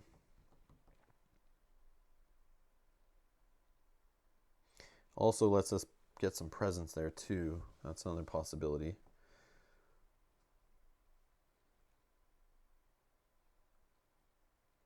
Okay.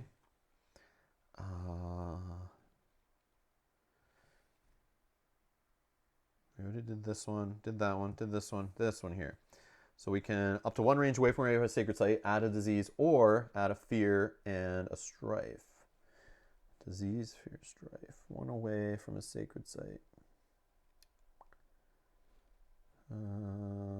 Yeah.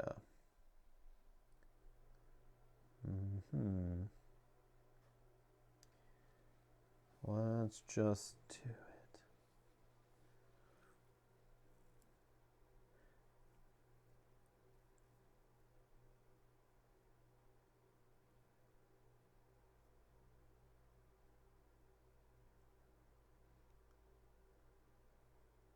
Yeah, I don't know. I guess the fear and the strife. And we'll do it here. Let's put a strife under that guy. Not the best use of that card. Okay. Done. Okay, time passes. Let's do growth options. So we are going to reclaim, gain an energy. Then we will gain another energy and put out a presence. Although I would rather, instead of reclaiming,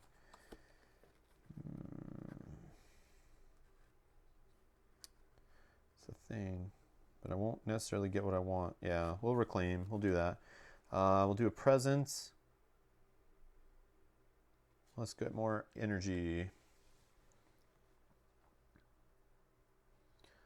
We'll go.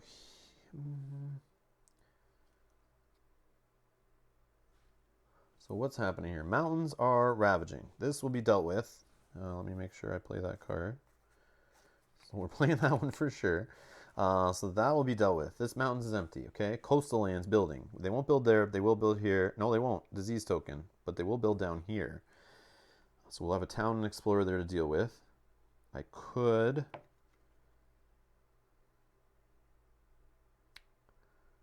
No, I think I'll go here. I think I'll go there. Try to start building around it, although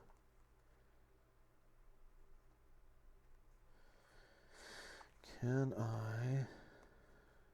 No, I'll put it down here and push this guy here.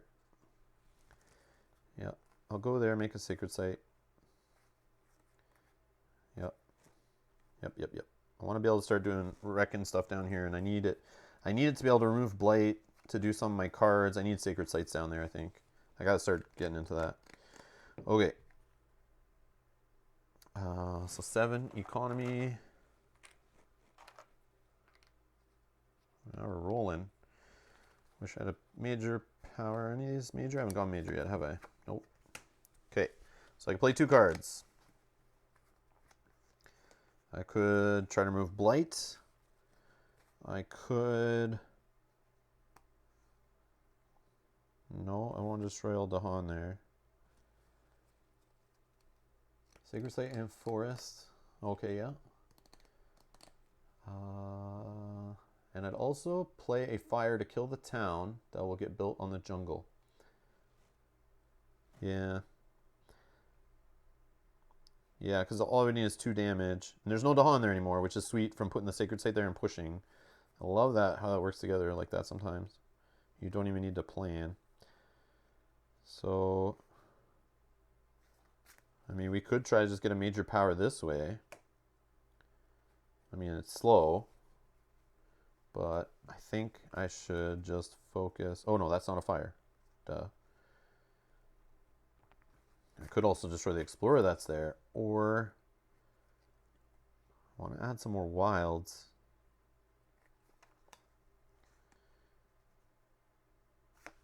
No, let's do this one. Renewing Rain. Let's put Renewing Rain to work. We can get rid of this blight, and we can add a wild token in the spot. I'm going with that. So let's do this. Nope, that's not a fire. Damn it. I can't win. Fire will kill the town.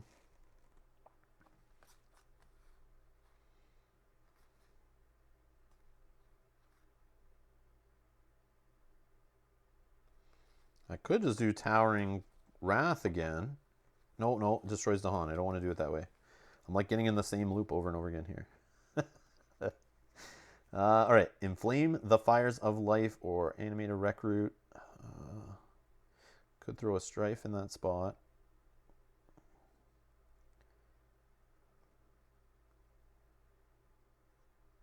Yeah, let's just do the free card. Let's just do the free card. We'll be able to destroy an Explorer somewhere we have presence, or drop down, or add another Fear too, and drop down a Wild, and I think that'd be beneficial. But only where we have presence. So I mean, that's maybe not the greatest.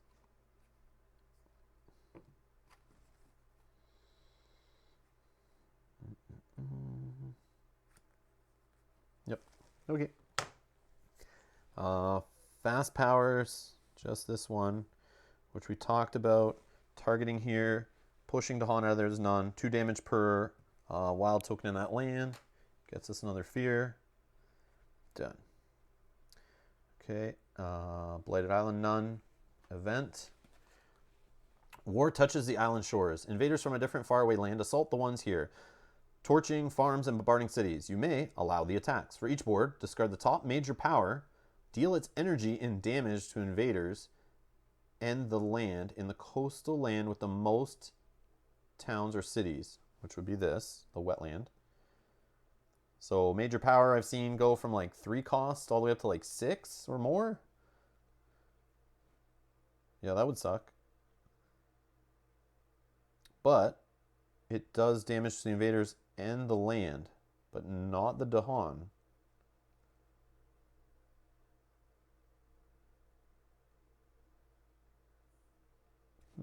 So it would destroy that city. Could destroy the city and blight the land. Is that the worst thing? Probably not. Oh, sorry. I didn't read the whole thing. Deal its energy and damage to invaders in the land, in the coastal land with the most towns or cities, minimum 1, period. Defend reduces the damage. Oh, I don't have any defend. We're fine. Help repel the newcomers. Cost 1 energy per player. I think I can afford that now. Add a fear card to the top of the fear deck. Oh, we'll get out of here. No, I'd rather just have a blight. Beast find new homes. On each board, push a beast to an adjacent land without blight. 1 fear if has an invader. I don't do any beast stuff. All right, reclaim the territory. Each player may push 1 Dahan to an adjacent land, doing 1 damage there. Getting Dahan out of here would be good if I start pushing them out. I can go there and kill that explorer. Yeah, let's do the allow the attacks. Yeah, let's allow the attacks. I can get rid of the blade. Exactly, George, exactly. All right, so we're flipping the top. Major power. Oh, 5. Sea monsters. Boom. So we don't get this as an option. Oh, well. 5 damage here. So these get whacked. 2 fear. Another fear card. We're at terror level 2. Yay. Then the land gets a blight. Okay, and then the beast is nothing, and then each player may push a Dahan to an adjacent land, doing 1 damage there. Let's push out of here, and let's go to the coast here, and there'll be no town. See ya, buddy. Good thing it wasn't a 2-cost major power. Yeah. Is there one? Is there such thing as a 2-cost? I don't know the cost completely. I just always assume they're always like 3 or higher, but yeah, there probably is 2s. It isn't 2 blight to the land? Isn't it 2 blight to the land? No.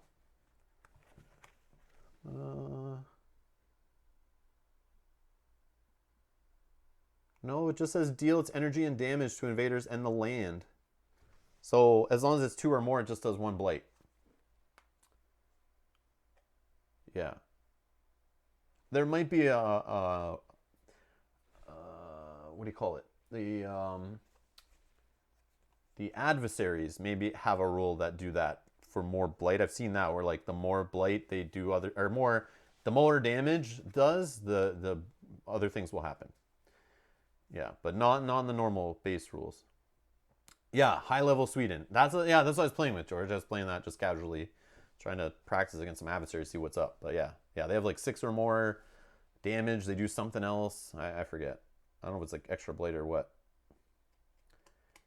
Isn't it 1 blight per 2 damage? No. It's only 1 blight when there's 2 damage. Let's find it.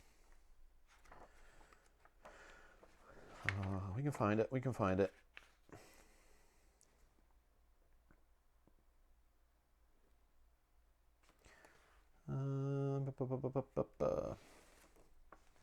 It is in Ravaging. Here we go, right here. Ravaging. Ravage.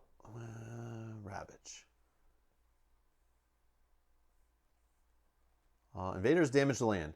If 2 or more damage is dealt, add a blight to the land. Yeah, 2 or more. See sidebar. This only happens no matter how much damage is dealt. Partial damage to the land is ignored. So yeah, no matter how much is dealt, as long as it does 2, you just add 1 blight. Add a blight. And it says see sidebar. Oh, about cascading and presence and stuff. Yeah. Yeah, Cohen. It's just 1 when you get over 2.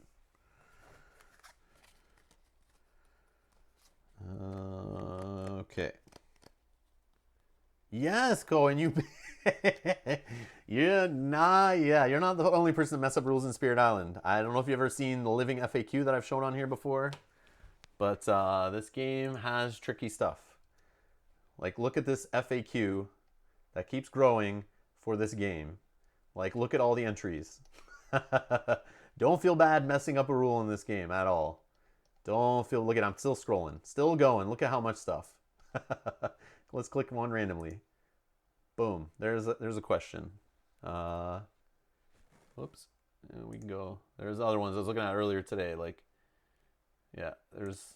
Look at this. Like big entries for some of these. Like tons of scenarios. Yeah, let's not get into that. Don't feel bad. You can easily mess up basic rules like that. Let's see here. Did all that, I think. Yep. Did all that. All right. Fear time. Terror level 2. So we are doing level 2 on the fear cards. Each player chooses a different land with Dahan. 1 damage per Dahan there. Okay. Damn it. That sucks. So much Dahan damage all of a sudden. Each player may push up to 3 explorers or towns from an inland land. I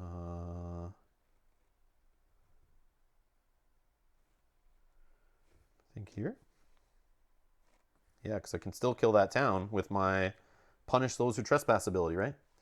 Yeah, and the other 2 guys have strife on them. Yeah, this feels good. Okay. Fear is done. We'll put our reminder token back. Mountains ravaging. Nobody's home. Coastal lands building. Oh, maybe I don't want to go there so it doesn't build a city. Whoops. Let's just push. What was it? Push from an inland land. You know what? Let's push this guy in here.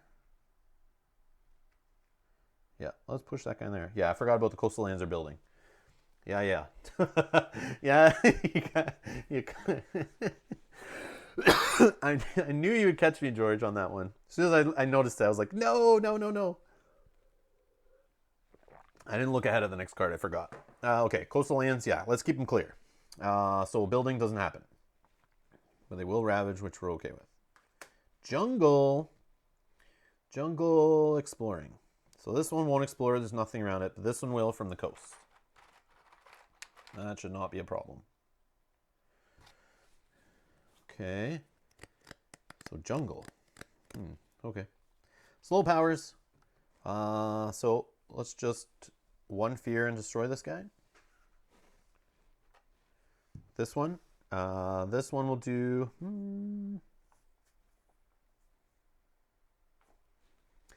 Maybe not. Because I have ways of messing with explorers. I can push. What can I do? I have 2 sun. I can push this explorer from here. I want to get wild in there. So if I push, now there's no explorers there. I can drop a wild token, right? Then, yeah, that way I can drop presence in there easy with this ability also. I know I could do it with like these anyway, because then right now I can do 2 damage here, but it destroys the Dahan.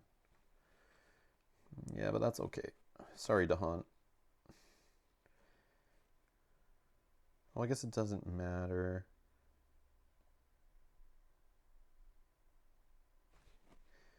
I don't know.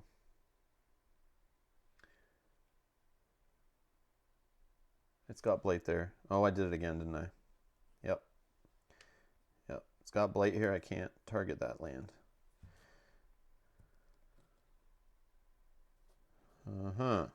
Okay, so next turn I have to do this growth option. With this one, I'll be able to put a presence in here and then be able to stack it to make it a sacred site. So in that case, let's push from here into here, I think. No. Doesn't really matter. I'll just throw that there. Whatever. Yeah, sure. So I just won't do my ability, I guess.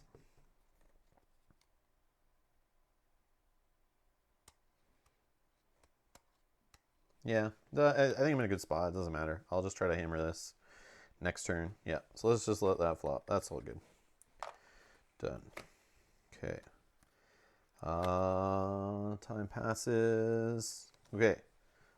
Growth options. So we're going to choose this one first. We'll spend 3. We'll gain a major power. Of course, none of them have fire. Okay. So accelerated rot. 2 range away. It doesn't target sands. I don't care about you. This one, move up to 5 Dahan from target land to that land and defend. Don't really care. That's a good one though. I like that card a lot, but yeah, the problem is this one's only one with the sun and wilds on it, but I don't really have water to make the other ability fire. Oh, I do have some water on 2 cards. Ooh. +5 damage, remove a blight. Again, I can't target jungle and wetlands. Useless. All right. Push.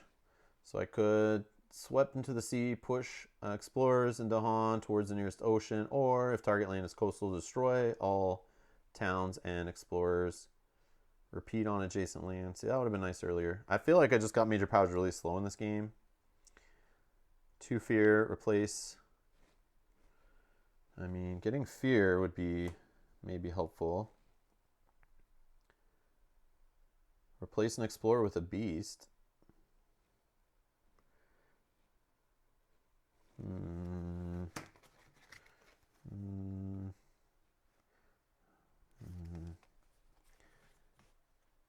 No, this is the point where you get major powers. Yeah, I guess. Was it a fear effect? I thought fear effects can't move Dahan to your sacred sites. Fear can, events cannot. Events cannot. Did I do the move? Oh, yes, you're right. Each player may push a Dahan to an adjacent land doing 1 damage there. Yes, you are right. Oh, man.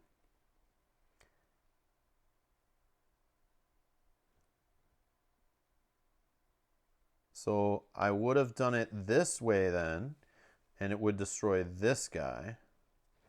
So that guy was never there. The guy that came here, I could have done my those who punish trespass thing, and it would have done damage there and killed that guy anyway. But I bypassed that power. So I think either way, I would have killed. I'll push a Dahan this direction then, out of this spot, and he would kill that one explorer that was there, so he wouldn't have needed to be pushed in or whatever. Or whatever I did there. But yeah, I think we're okay. Yeah, because I kind of just like let that ability go. But I also had an ability that killed a guy there too, so. But it builds, you kill town, and you get extra fear. True. Oh, it would have built, right? I played a card that killed though too, right? Destroy 1 explorer. Yeah. 2 damage. Yeah, I think you're right. Yeah, it would have built the town. Okay, so 1 more fear. I think that's correct now. Let me know though. I think that would fix it. Yeah, I'm a cheater. I'm a cheater. But again, these major powers, I don't know. Yeah, it sucks that this doesn't target wherever. You know what I'm gonna do? I'm just gonna forget the major power I take and take none. Don't care. All right, get out of here. Tired of these powers. All right, so then I will move a presence. And let's throw it. Oh, it can't be where I have Blight. Ah, it's freaking Blight. I knew I needed to remove this earlier. I keep forgetting it, but it's okay. It's okay. I will just put it right here. And then I'll do this one where I gain an energy. And I'll take off another Blight. And I'll put it right here. No Dahan to push out. So what I'm doing is surrounding this here. So at least I can do the slow card here to do fear. And then for each one of my sacred sites adjacent to the target land, which is 2, I can do 2 damage each, which should be able to kill the city and the explorer. But then I destroy all Dahan. Yeah, I messed up by not getting rid of that Blight in there earlier. I had so many options to do it. Like, I should have played Renewing Rain and not worried about this ability last turn, and I should have trusted my instincts to just play it for that to get rid of it. But I wasn't thinking ahead properly. I was more worried about doing that ability, and it's not what should have been done. But eventually worked out anyway. So, all right. So we get 7 more resources. Right? Did I pay for this one? I don't think I paid, did I? I don't think I did, or maybe I did. I don't remember. That was so much money. Okay, and I can play a third card. I can get rid of another blight. Yeah.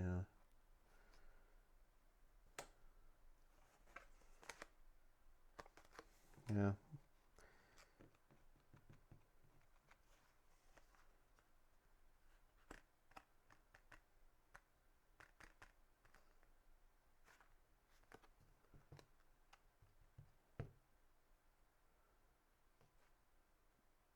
Yeah. Oh, I did pay? I really have that much energy? Oh my god. Okay. Don't second guess yourself, Rob. You played everything almost perfectly this game. Oh, okay. Yeah. I start getting in a loop where I'm like, man, once one thing falls, it starts like a domino effect where I start getting worried that like, oh man, did I do this wrong? Did I do this? And like I look back at like the butterfly effect of like one choice. That's what this game could do to you. You just need to like forget. All right. Okay. Let's go pay for our cards. Pay for our cards. Get them all paid. Okay. Now, fast powers, of course, no fast powers. I'm getting more used to the no fast power thing. It frustrates me though. And the first time I played this guy, I was grabbing all the fast powers I could. As long as it had like a sun on it or something, I would grab it, but that was a mistake. He's okay to be slow. He's okay to be slow. You just got to get, it's like playing that defensive rock guy that's in the base set. He's like so defensive, you just got to like everything slow. You just, this guy feels like that guy. The Craig Hart in the base set. Okay. We are going to go to Blighted Island Effect Nothing event. Please don't mess me up, event. Please don't mess me up. All right, rising interest in the island. Your island is like any the invaders have seen. Their leaders begin to take interest in tales of strangeness. You may ignore the curiosity. Return the top card of the invader deck to the box. Still be on 2. Skip cards specifically for setup, whatever. On each board, add a town to a land without one. Yeah, see, it's trying to mess with me here. But I could easily add it where I am and just destroy it with my base ability. Yeah, let's just do that first option. I'm not going to read the second option. It needs air, and I have 0 air. So let's just do the first option.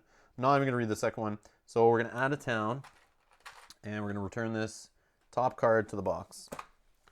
Done. Town right here. Not a problem. All right, on each board, add a beast to a jungle without blight. 1 fear if invaders are present. Oh, well, hello. There's invaders present now. Look at how that worked out. I didn't even read ahead. 1 fear. Fear card. Reminder. Traps and snares. On each board, add a wild to a land with Dahan. Thank you. About time. All right, it's in there.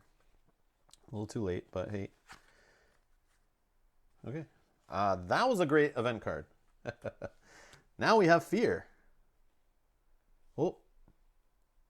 What did I do? What did I do? It's playing the earth, but gets more energy, plays more cards, and has more energies. Yeah, I'm just saying the slow power of him and like kind of the defensive nature-ish. Like he's not defensive in like defending with the defend keyword. He's defending with like stopping exploring and doing damage to like defend spreading, which is kind of neat. But it's just the slow powers, the you're not powerful till late game feeling. That's what I get from this guy. The same I got from that guy, the defender of the earth guy or whatever. And you can end with no invaders and no blight on the island. It's like playing earth, but yeah, okay. Yeah, the more cards, the more energy. This guy's crazy. More innates, yeah. I know the guys, like, they're not the same. I know, George. I know this guy's more complicated and stuff, too. No, Rob, you place the town where it will ravage and build. I did. I did, didn't I? So dumb. Oh, man. I got excited I could just kill there. So if I put it on this one, it's probably better, right?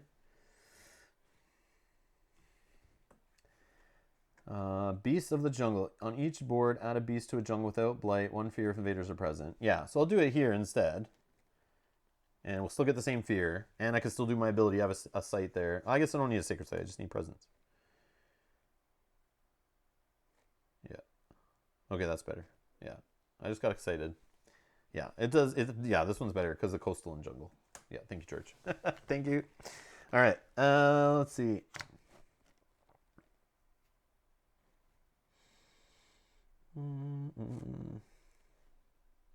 Fear card now.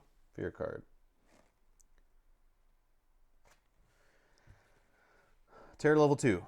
Each player chooses a different land. In chosen lands, gather up to 2 Dahan, then 1 damage if Dahan are present.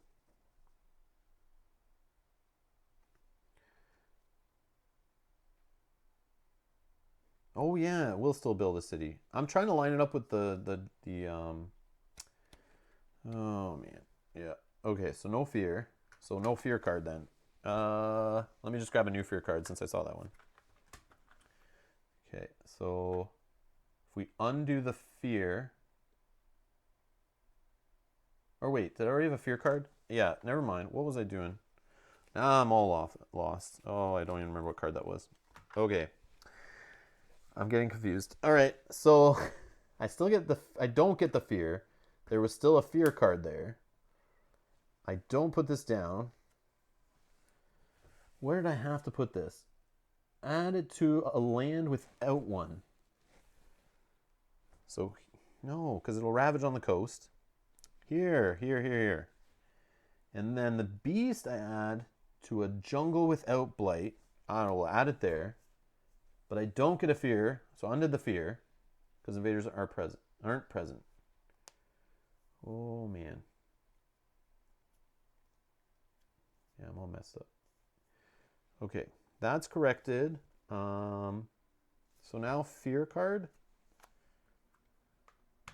What was that other fear card? What did it say? I don't remember. Each player removes 2 explorers or 1 town from a land with Dahan. 2 explorers or 1 town from a land with Dahan. So a town from here. Let's just remove, so no fear. Okay. Coastal lands. No ravaging. Jungle. No building. Explore in mountains.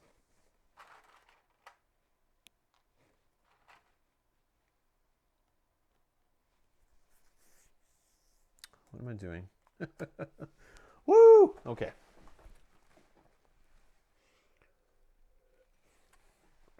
And some water. No exploring, it's GG. Oh, yes, thank you. Oh my god. The freaking tokens I've been putting on over and over again. Yep.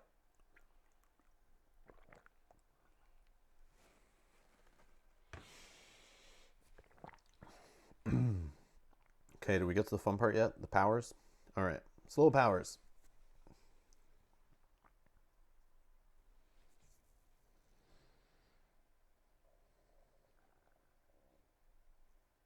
So we'll definitely do our ability on this one, right? Fire, enough plants, and 2 sun. 2 damage, destroy Dahan there. This is gone. Fear. Okay, that's this ability done. Then we just need, because now we've reduced the amount here, it's even better than I thought it would be. So range 1 from where I have a sacred site. Can be any. Doesn't care about blight. Actually, you know what? Let's do this one first. 1 range away from where I have a sacred site. If it's jungle or sand, remove a blight.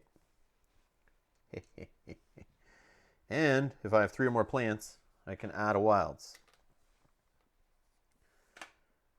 This one, range 1 away from a sacred site, jungle or wetland. If there are 2 or fewer blight in target land, remove a blight. And then this one, 2 fear. For each of my sacred sites, so I'm targeting this sand, which is one away from a sacred site. For each of my sacred sites in or adjacent to target land, so I have 1, 2 that are adjacent to it, 2 damage. So that's 4. That's enough to kill a city and the explorer. Boom. And then I destroy all the Hun. Game over. Board clear. And yeah, all the buildings are gone, so terror level 2. Yeah, we got there. Sorry about all those goof ups there at the end. Yeah, that was, whoop. Yeah, that was all over the place. All right. Yeah, like a cascading effect, like I said. Rob wins. Flawless victory. Flawless victory. Yeah, no major power. And I was trying to do it without recovering. I recovered once there, George, what you were saying. But I think I could have got away without doing that. Like, worst case, that one place would have maybe caused a blight. But I think I would have been able to clean it up and still be okay. I'm curious, what was the healthy island effect? Maybe I shouldn't look. Should I look? I could just leave that for the next game, actually. Yeah, let's not look. Okay. What time we got? 3 o'clock? 2 hours. Yeah, we can do... Yeah, true. It wasn't the best move to recover. It was. It was, for sure. It was the best move.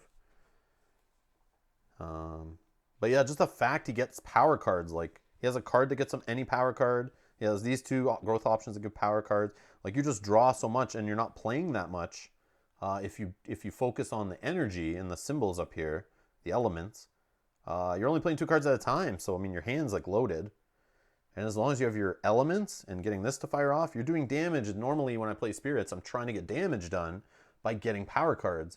But like, you're doing it just innately if you get the elements. Because sometimes you draw cards and none of them do damage, and especially in the minor powers, or they don't do enough. This can get crazy.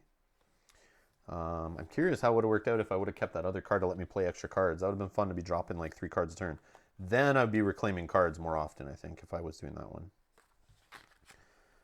But yeah, this guy is cool. George, I have come around on this guy. He is like crazy powerful. I want to try him in multiplayer though, and I want to see how it works with like playing 2 or 3 player.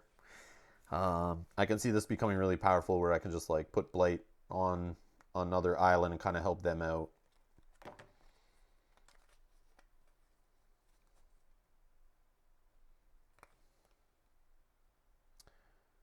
Yeah. And then targeting another spirit to give them power cards. And then they also get an energy out of it. That card seems really more powerful in multiplayer, but still super awesome in solo. Yeah.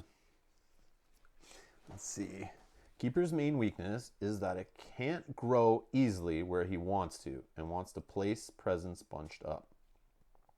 So harder to influence other board on big games. And also if you're playing higher difficulties with more blight being placed, it restricts you more. I bet. Hey, Sajad, how's it going? Looks like I'm here debating whether I wrap up the stream, but I'll play another one.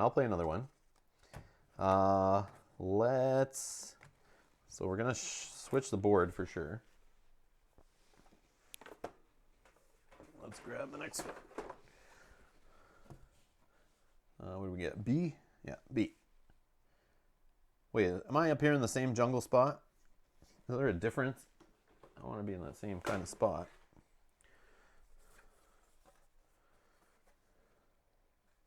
This one I'd be here in this jungle spot.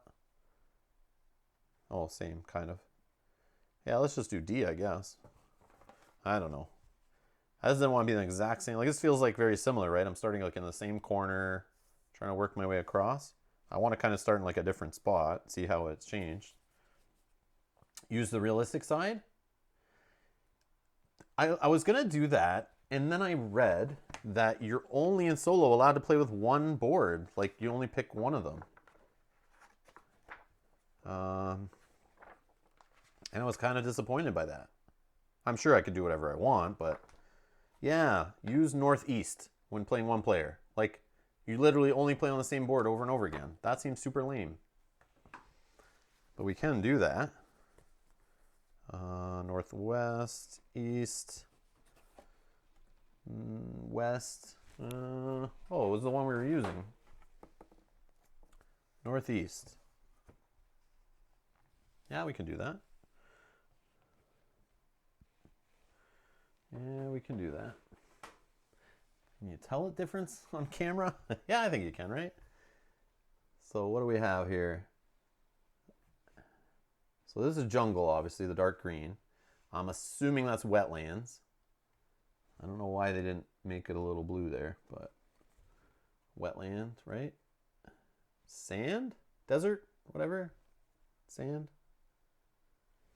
And mountain. 2 mountains. And then I read you ignore like any of these that like overlap. Unless you only look at the ones with setup icons. So see the way there's like overlapping down here on these 2 spots? You ignore that. Yeah. Yeah, Cohen, no problem, man. We'll use the realistic side. Let's do it. I don't know. First time. Let's do it. Okay, so we'll put some Dahan on the board. 3 Dahan, 3 Explorers.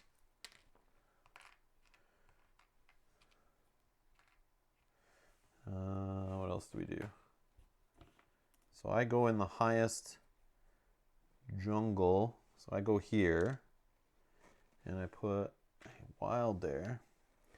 But we also have a town there.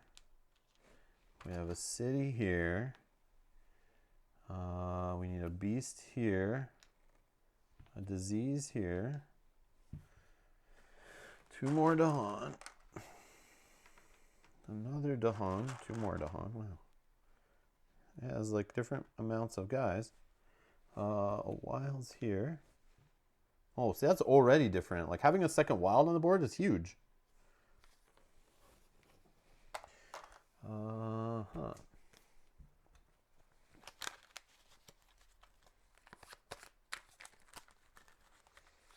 What else do we need?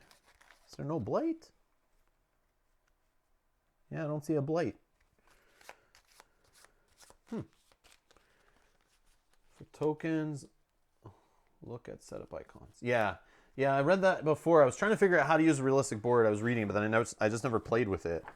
But yeah.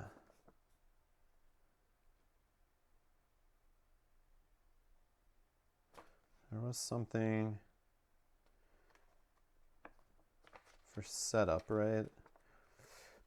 Thematic boards, yeah. Thematic board. Instead of placing a single disease and beast on each board, place tokens as indicated by the setup icons in each land.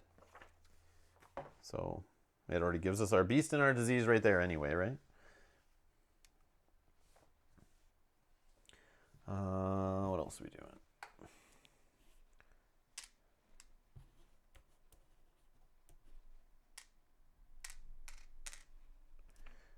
Okay.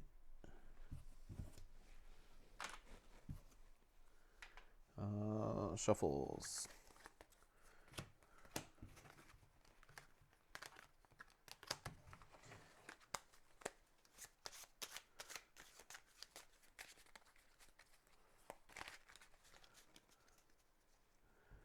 Greetings from Pandemic, the live action movie. All right, I get that one. Bernardo. How's it going? Yeah, no kidding. But it's like every news post, everything's like, yeah, real life pandemic right now.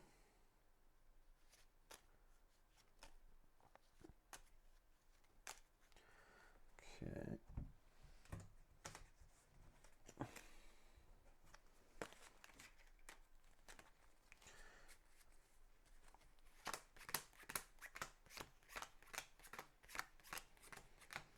Quick shuffle of our major powers.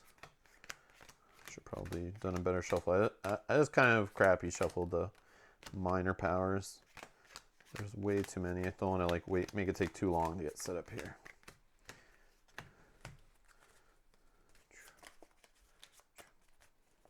Okay, and events.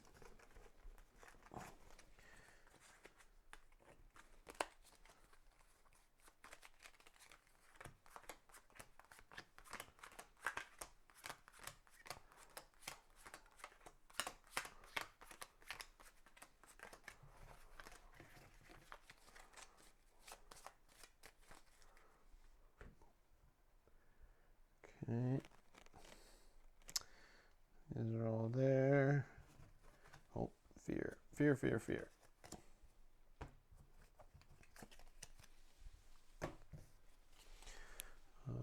Gotta do this too. Just setting up for game number 2. I apologize. Just takes a minute. Should have like a second fear deck set aside where it's like all random and just, or just take the power decks and like literally just shove the other cards on the bottom and go. But then you know you're not gonna see the other powers you just played with, which I'm okay with actually. Those were not the greatest draws for sure. All right.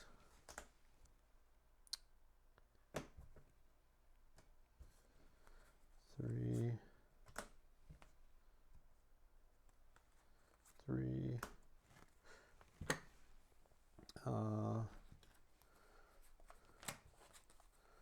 Level 1s. Okay, forget 1. Level 2s.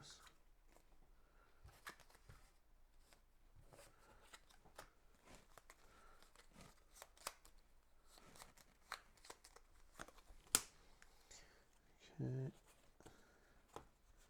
And level 3s. Those are all 3s, right? Yep.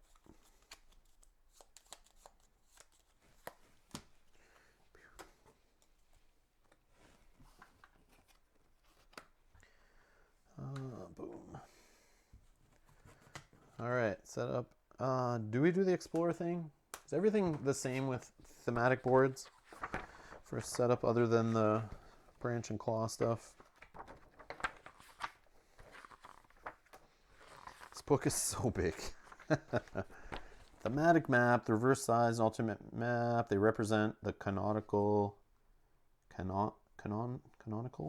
Spirit Island and prioritize theme more highly than the front balanced sides. Balanced in quotes. The land types cluster together. Wet terrains tend to be more on the windward side of the mountains, etc. The thematic boards are intended for experienced players. Okay, I am just joking. All right, both because finding terrains at a glance is harder with the more realistic art style, and because some of the changes make the game more difficult. More lands per board, clustered terrains, more starting invaders, etc. Some of the lands over... No. Oh, I think we still do everything the same. So let's just flip and explore in the wetlands, which is here. No, here and here from the coast. Okay. Okay. All right. So let's do the same, similar plan as last time. Let's gain a power card.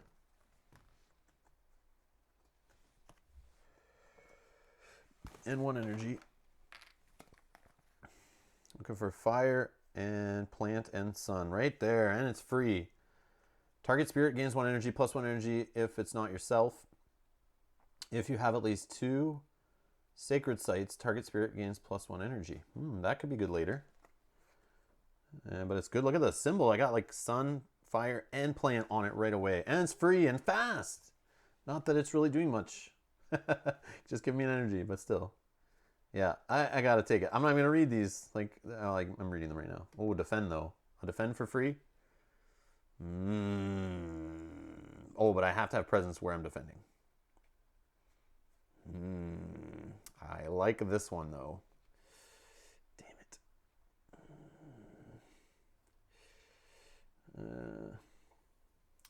What happened with the first game?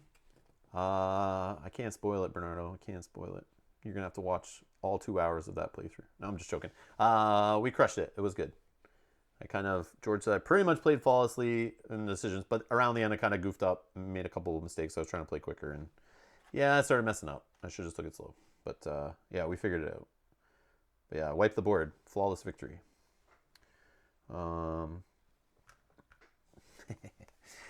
So I'm going to go with Gift of Living Energy, I think. Just for the elements. Just for the elements. I mean, defending, though, could prevent Blight. There is none yet, though. I find that so crazy. I do have a way to remove Blight in my default cards, but it only is it's jungle or wetlands only. So here, here, here, here, here.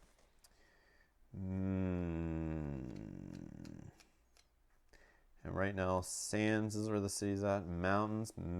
Defending might be good. Defending might be good. And if I get an air, which I have none of, I could increase its range. But again, this doesn't give me my symbols. I'm not taking it. I'm taking the one that has my elements. I can't pass that up. It's rare to see that, where it works out like that.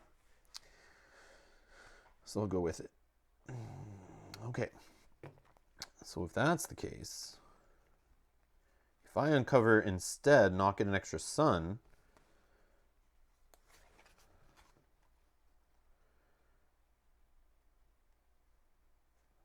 yeah, I can't play that yet. Like, I could play this other expensive one just for the elements to get like a huge explosion on my ability. But again, it's only where I have presence, and that's dumb because there's only a town there right now. Yeah, that doesn't make any sense. All right, let's go. So that was gaining this major power. I gain the energy, and let's just get another sun. Yeah. Although I could get that town out of there, right? With this ability, as long as I uncover sun. Or no, if I uncover 2 cards and just play 2 sun and a plant.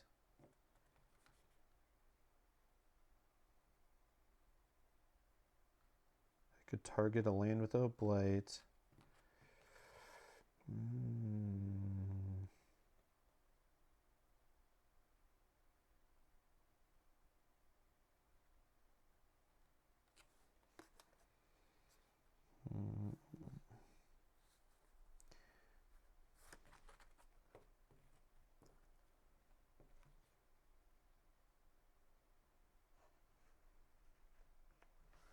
Yeah, let's go with the 2 card plays. Because we have a way to give energy to ourselves also. Okay, we'll go with the 2 card plays this time and change it up. Let's go there. Or do we keep going sacred sites? No, we can go there.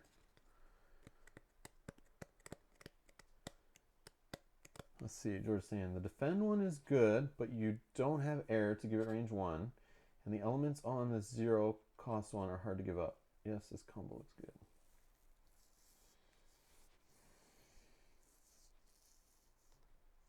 Yeah, this seems like nice and cheap too.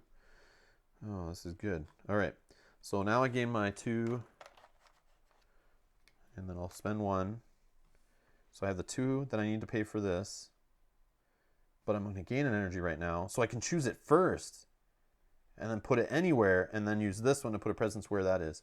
Oh boy. Well, anywhere there's no blight. Got to keep remembering the blight, the blight, the blight, the blight. It's not the first time I messed that up. Okay.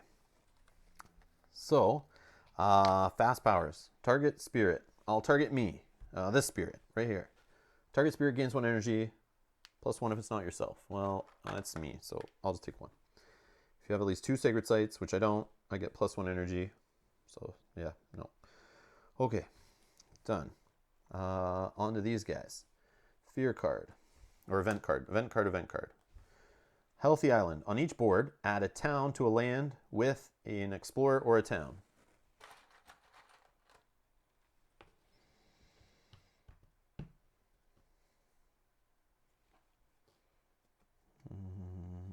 I don't want to do it in the wetland.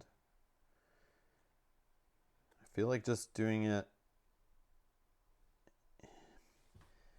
in one of the spots where I have presence, where I know I can just destroy it later, and that doesn't have to haunt. So it's either one of these. I think I'll put it here.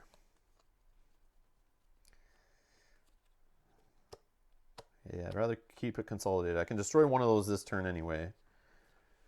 So we'll go that route. Okay.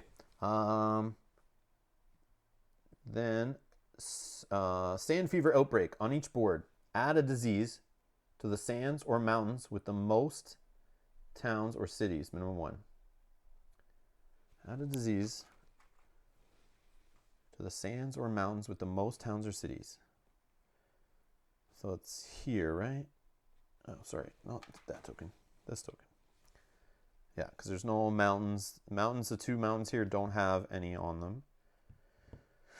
And the sands is here with cool little drawing, and then this one. Okay, offerings of pattern and dance. Each spirit with at least 2 Dahan among all its lands gains 1 energy. Well, I have no Dahan. They don't want to play with me. Okay. No fear cards. So a building will happen in the wetlands, which is gross that they're so far away. Well, that one's kind of close, but this one down here. Okay. And exploring. Jungle. So 1, 2. Let me keep the buildings together, the invaders together. And 3.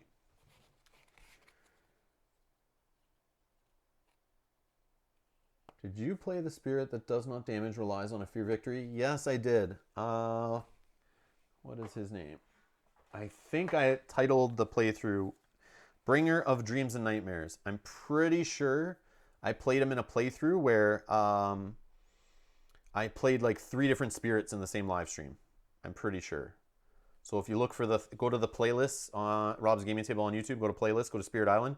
You'll see one that I think has like 2 or 3 spirit boards in the thumbnail. I think he's one of them. I'm pretty sure I did it in that stream. No exploring to the wilds. Oh, yes. Oh, man. Can you tell I'm getting not really used to that? All right.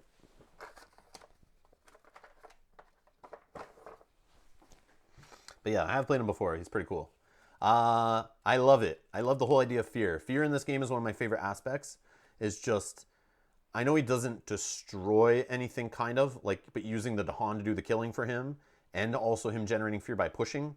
I just love ripping through this fear deck and letting it mess with the opponent. I think that's one of the coolest aspects of the game. Yes, it's very different. Very different. It's fun though. That's what I love about this game. It's just a base game with the spirits they give you. It's like so many different ways to play. Like just switching your spirit changes the game. It feels a little bit like Too Many Bones playing the different gear locks. Like everyone is so asynchronous, right? That's what I like the appeal of this game. It's like everyone's like their own little ability and play style, which just like changes up how the game feels. And I think this is genius. It's genius. I love it. All right. Okay, so that was Explorer. They don't go there because of the wild tokens. Now my wild tokens are gone. All gone. Oh no. All right. Slow powers. So I gain a power card. Let's choose a miner again. Fire and plant, 2 damage and a push and explorer. Or, let's see here. We got 2 damage, push and explorer. 1 range from a sacred site where there's no blight. Call to trade. 2 range, fast. Gather Dahan. It has to target Dahan. If the terror level is 2 or lower, oh, we saw this one last time. Gather 1 town in the first ravage and target land this turn becomes a builder instead. In fact, oh, we've seen some of these. This one we saw last time too. If target land has any disease, 1 damage to each invader. If target land is a mountains or a wetland, another fear and a disease. No. Target spirit gets 2 range to all their powers. Now that seems a little crazy. That's free. It has a sun. Has an heir. But I could play this to give crazy range to my damaging ability. And I think that is pretty crazy. But getting a fire here and just doing a couple damage to destroy town seems pretty like tame, and it has my elements.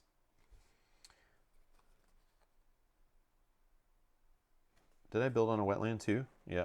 I'm totally forgetting about the tokens. Oh, man.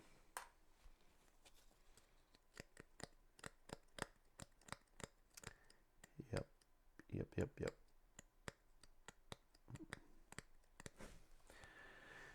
Yep. Thanks, George.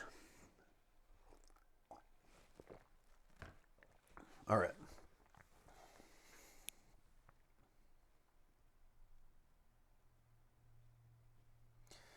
Let's go for the fire and the plant to do 2 damage and push.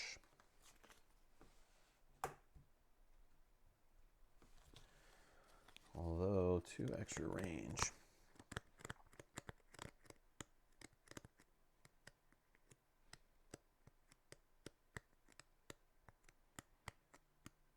Yeah, that's fine. Okay.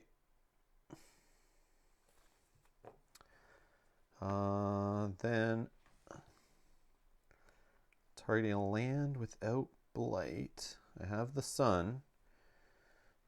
And I can remove a guy, add a wild. So it's sand or mountains coming up next for exploring.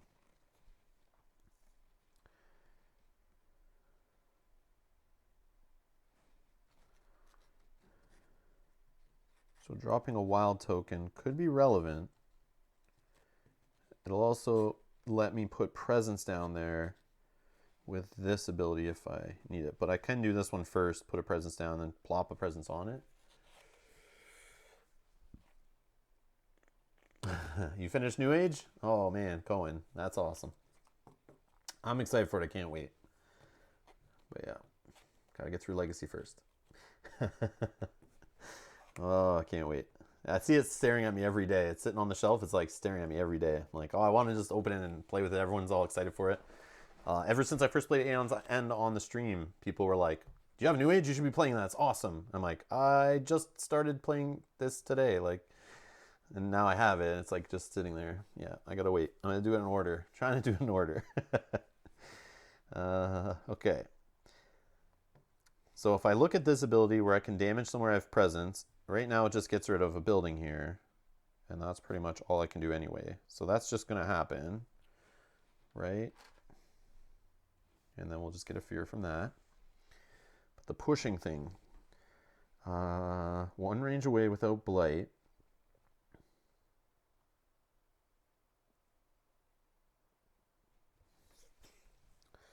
I could push from here into here maybe. So that they don't build there, right? Yeah, let's push this way. So that's 1 range away. There's no blight here. I have 2 sun, so I can push that guy. And now there's no explorers. So let's drop this in here. I think that's the best one just because of the building that's going to happen there. I can't reach this one. Oh, Matouj is here. What? You played Spirit Island? No. It's good, he says. It's good, yes. But I have to talk about the game in a more thematic way because it keeps me interested. Ah, yes. Also, the fear pool board part and tokens are awful. I like the fear. Or you just mean the whole mechanic of sliding this around. This is kind of silly. Yeah, I think I like the idea of doing fear in the game and the whole idea of the cards and everything. But yeah, sliding fear like this and this little, like, yeah, I think there could have been a better way to do that. But we dubbed the Dahan Smurfs. The little Super Mario mushrooms here. That's funny. That's funny. But yeah, it does like the theme is the theme's kind of there, but yeah, it's more just like you can just look at the game as a bunch of abilities and math and programming, really. Yes, yes, it is weird. I agree. Yeah, sliding around the board, like explaining that to people, it's like they're like, wait, what? The tokens have to be like here, like in this circle. It's like, no, they just, yeah, sure, just not here. And then sometimes the pool like bangs in when you're playing with more players. You have like way more fear up here, and it like gets messy. That's a very like it's a waste of cardboard space too. It should be just literally like, yeah, 2 buckets where I just move fear from one bucket to another or something like that, or a bag like you're saying. Or a counter. Yeah, just literally a dial. Just roll a dial. And then when it reaches certain spots, it should just make it like a little symbol on it to remind you to put a fear card in or something. Yeah, they could have done that way differently. And then they wouldn't have had to waste this spot on the board. Then they could have put like the event decks part right here, or maybe a spot for these decks, make this a little different, a little bit different shape, and make everything flow in order. That's one thing I was complaining about the game before, was the way all this order of everything happens here. Like there's an order to this, which is good, but there's like, I'm checking Healthy Island over here, then I'm checking Fear cards over here. Like it should be in like a nice flow. Like it should be all the cards and then work its way down to like everything should be in a nice order. But yeah. Yeah,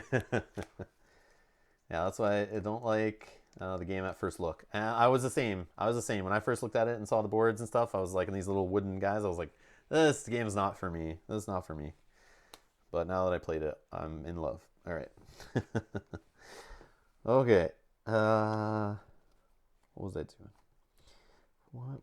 doing? So we were doing slow powers. We pushed, we added, we're done, right? So discard. Nothing else to clean up. Time passes. All right, growth options. So we have 3. So we're going to spend 3 to do this right ability. We're going to gain a power card. Let's just gain a minor. Let's dig for something amazing here. Did I put these in the wrong pile again? Yep. It'll be the first time I've done that. All right. So we have a fire here. Gather Dahan and push Dahan. Rain of Blood for some fear. Yeah, none of these are that crazy. I need a Sacred Site there for 2 damage.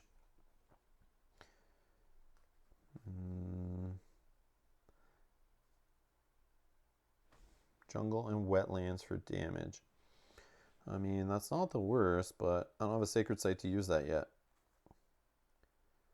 This one's kind of neat. A fast power with a sun. If there are Dahan, add a Dahan. If there are no Dahan, remove a Blight. I don't have any Blight yet, but adding more Dahan to the board could be interesting. Although I end up killing them anyway, so it's me paying them back. Or generating fear for free. Target a land. I need a Sacred Site. I target a land with invaders up to 1 range away. 2 fear. If it has town or city, oh, at least 2 towns or cities, another fear. So that could help me with the fear game. Or I add more Dahan and they help me with fighting back. I just feel with more lands, maybe having more Dahan might be a better play. Because then I can let some die and they'll also kill explorers for me where I can't reach, that kind of stuff. Maybe. Maybe as I push them around the board. Or I take this one that has a fire on it to help me get this ability off. Although it doesn't have plant, it doesn't have sun. And I can gather and push. Hey, Matouche. Also, Thor coming. Got notification package. Yeah, Thor, that's another problem. I was looking to try to order it today. All the online retailers around me are all sold out. I'm going to try to go to my local game stores tomorrow and see if they get it in stock. If not, I'm going to have to place an order for it. Hopefully get it next week. Yeah, I should have ordered it earlier. But we'll see. We will see. Maybe I'll find it tomorrow at a store and get lucky.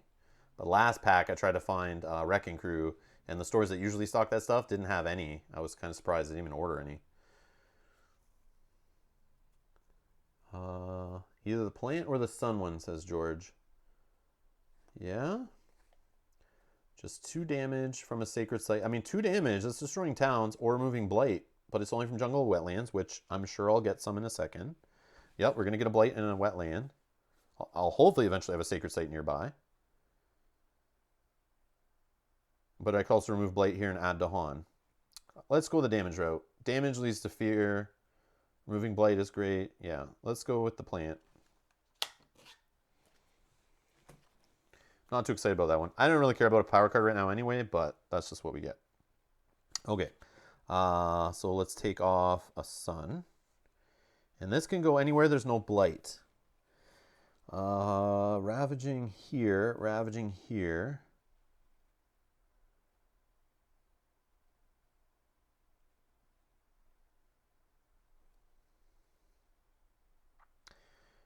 If we can also put it where we can do some damage. I feel like right in here is probably really good. And then if I use this other one to make a sacred site right here, I touch so much. I touch this one, this one, this one, this one, this one, and this one. Like everything except for 3 spots. And then I can start damaging these guys in here and get them off the board. Or what's happening next? Jungle is building.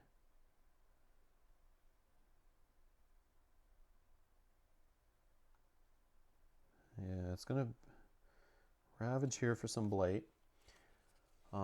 He's playing kindergarten difficulty, but with the thematic board, which is a bit less super easy. Yeah, I am playing like easier mode for sure. Not the easiest, of course. I'm playing a whatever spirit. What's he called?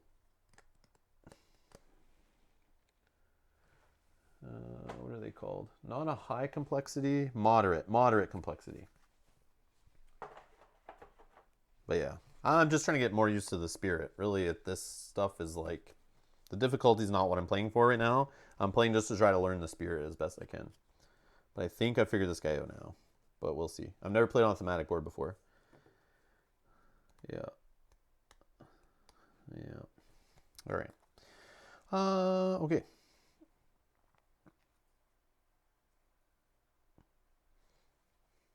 The other thing too is why I don't want to like ramp up the difficulty right away. I maybe could have for the second playthrough, but I like having the first video of a spirit when somebody in the future buys Spirit Island or buys the expansion and they're like, I want to see how that spirit plays.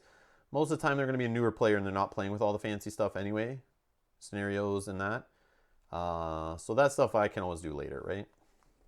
I'll get to that stuff. But I kind of want the first video people find there's a video where they can see it played as like more base, just to kind of see the spirit work. But yeah, so that's definitely why I started today that way.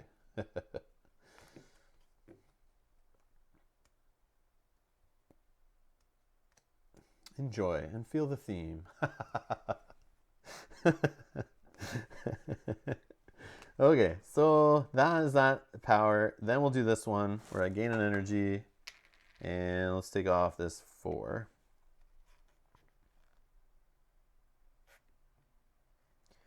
And we will put a sacred site in here.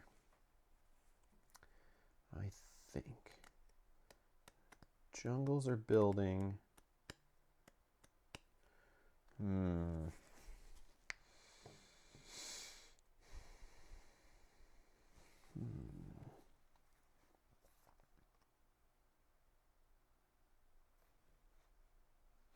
Might change that. Let me just look here. 2 damages. Push. Yeah, it's going to build a city here. Unless I have a fast. Nope.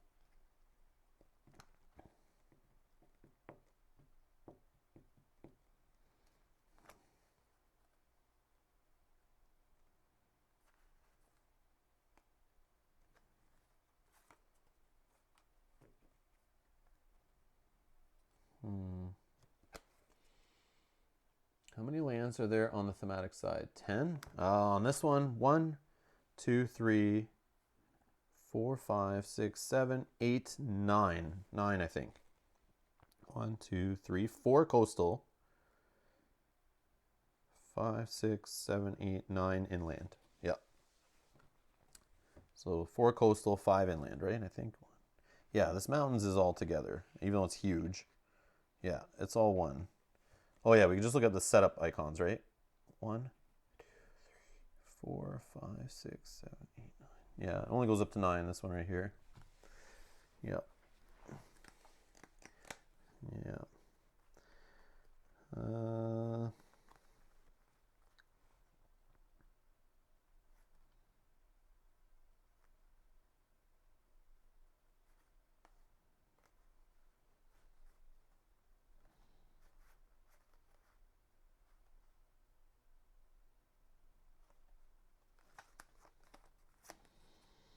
So I need 4 resources, 4 energy, 4 energy. Okay, I can play 2 cards. What are we trying to do?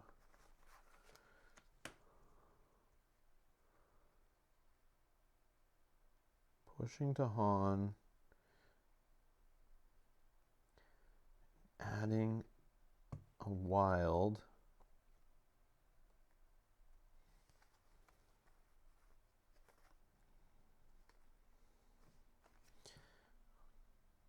Need a fire. Need a fire.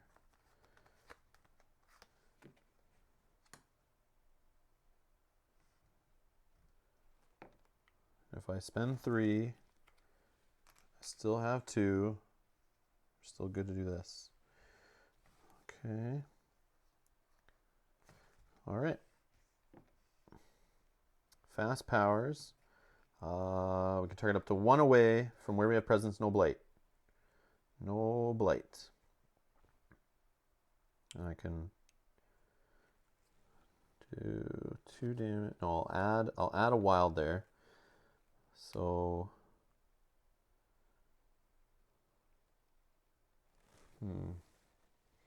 oh, I made a sacred site. These Dahan all have to be pushed out. Let's push.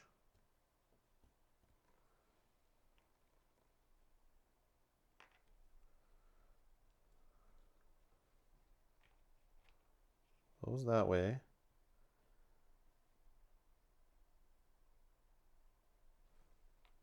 One up that way. Yep. Yep. We'll let the Dahan go here. Yeah, once I build a sacred site, I have to push out the Dahan. I forgot that. Oh, and George. I caught it before I read George's chat. But yeah, I just realized. Okay. Trying to take it slow. I'm trying to slow down here. Take it a little slow. So I don't miss stuff. Like when I was speeding up at the end of the last game. All right. Yeah. So now 1 range away from where I have a sacred site. Pushing 2. I could target here. And get these guys out of the mountain where they're doing nothing. And push them in a place I have a sacred site. Okay. And then just add a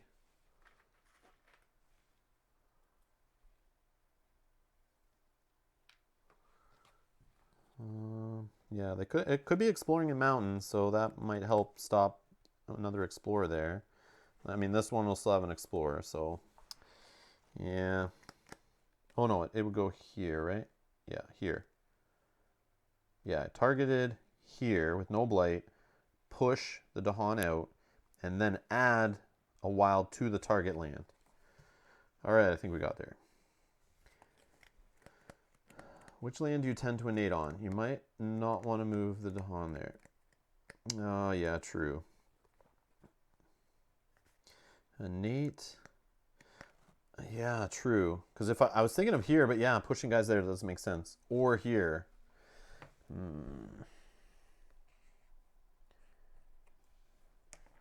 So if I don't, let's push the Dahan here. So that other Dahan, maybe, yeah, maybe just there. So keep them out of where I have presence, right? So where do I want a wild token? That's really what needs to happen. It could be mountains or sands coming off, right?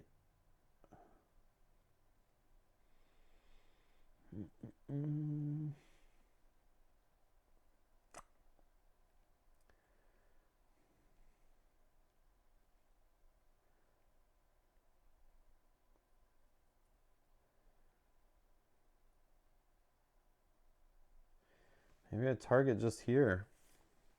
And don't push any and just drop that there.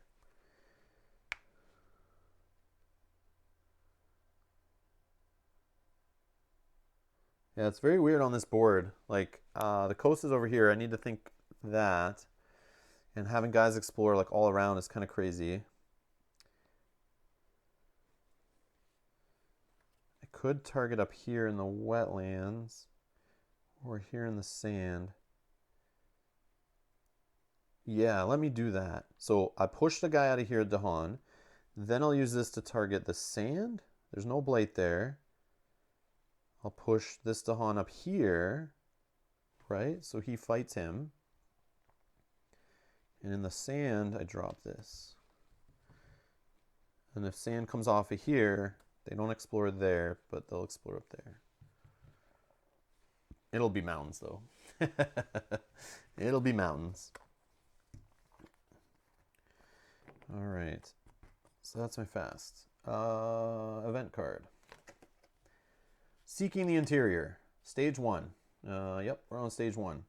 In each coastal land, push one explorer. In each coastal land, push one explorer, one land inland.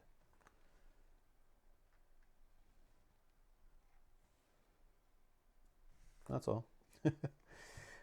Beast Prowl. Each beast generates one fear if invaders are present. Yes.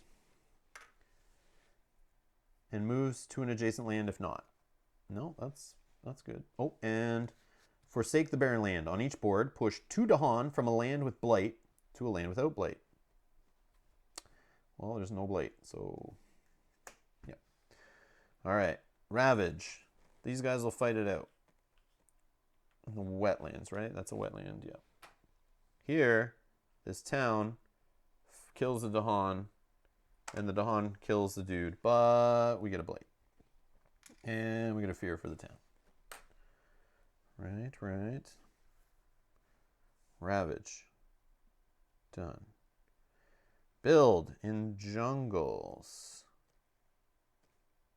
None? Oh, right here. Town. City.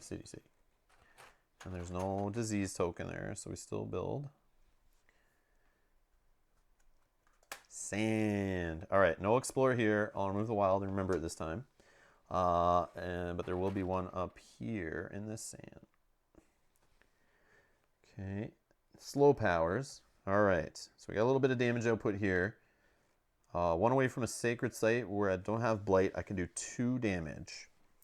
Well, the only spot, actually, the sacred site's here, so I can hit this spot for 2, or the spot I'm in, and it pushes on explorer. And then I have this other ability where on a spot I have presence, I have a fire, 2 sun, 2 plant, so I can do 2 damage and destroy it at Dahan. So not 1 damage shy of ripping these both out of the ground, but I still should kill the town, or I could just kill the city and throw 4 damage there, or I could start chopping these guys up, because that's still 5 damage right there. But the ravage is happening in the jungle, so I feel like that is where I have to focus. So let's just do that. So this power, up to 1 range away from a sacred site, no blight, 2 damage. So let's do it to the city. It goes like that. And then here, the range on my punish those who trespass, I have a presence there. So 2 damage, which will kill this and knock this one over. And 2 fear. We got our first fear card. Okay. Then I have this Spreading Wilds, where I can target up to 1 range away where I don't have blight. And I do have 2 sun, so I can push. Is there a guy in the sand that's going to build? Not really. I mean, they're going to do what they want there anyway. But I feel like I'm really just trying to get wild token down, whatever I'm doing here.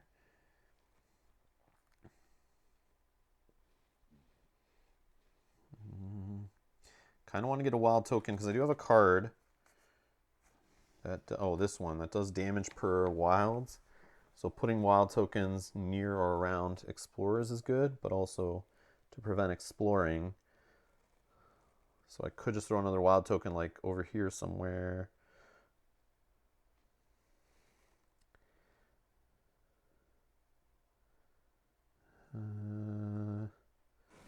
Let's do wild token. Yeah, I don't feel pushing really is doing much. Yeah, let's just drop another wild token here. Yeah, there's no explorers there. Oh, but I do have... No, I don't have enough to give it range other than one. Yeah, that's fine. Better to hit the city. Yeah. Question is, how are you going to deal with the forest that will ravage, destroy your presence, and flip the Blighted Island card? Jungle.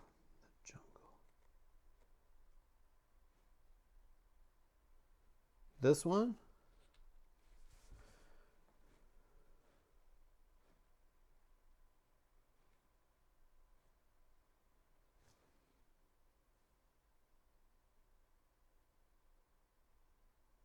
This is why I save the fast 2-cost card to deal with those situations. Maybe I draw a defend card. George, you're talking about this forest, right? Yeah. I don't know. Like, yeah, that's true. Yeah, maybe I get a defend. Maybe. Yeah, true.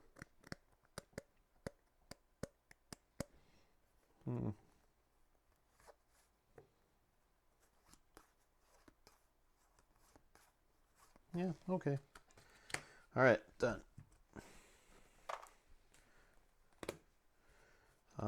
And I am just going to be right back. All right, I'm back. Okay. Slow powers, clean up. Time passes. Okay.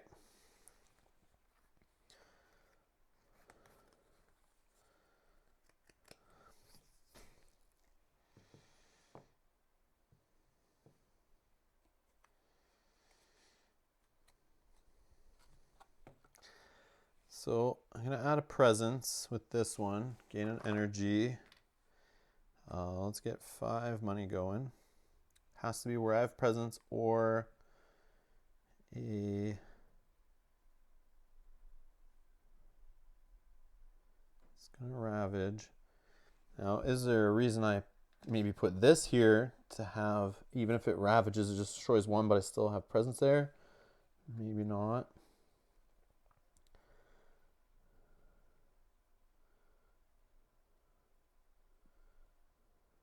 Or do I just make this one a sacred site? Or do I spread my wings? I feel like I spread my wings there.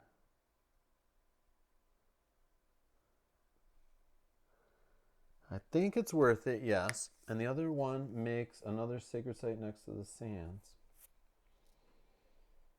Yeah, but remember, this present's going to get destroyed, right, from the ravaging. Oh, but this sands, I need to be nearby, too. Yeah, I need to keep my presence there so I can slap another presence on easy, right? That's what I was thinking. I could add this presence there, too. So if I pay 3 now, I gain a power card. Still going to be minor. It won't be a defend, though. I won't get that lucky again to see another good defend like that. Maybe I will. Maybe I just need a... All I need is a 2 defend here, right? A fast 2 defend. All right, here we go. So the 2 fast ones. Add a beast. Nope, that doesn't do what I need. 2 fear, push. Oh, pushing. It's got a fire. Push up to 2. So 2 fear, which I'm down with. Push up to 2 explorers or towns.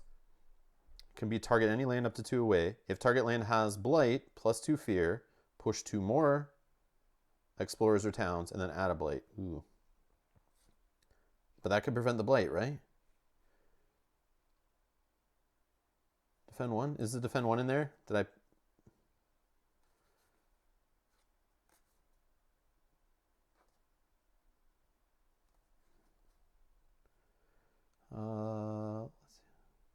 let's Oh, defend one? Oh.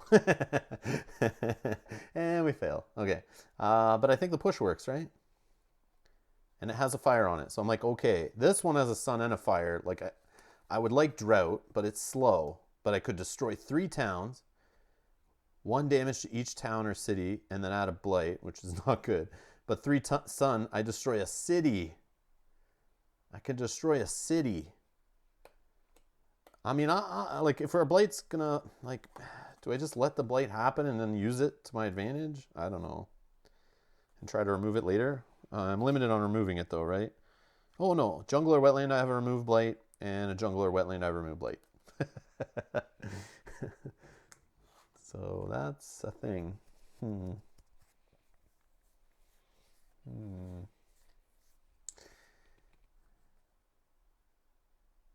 No, I meant you need defend one, but that one will add blight.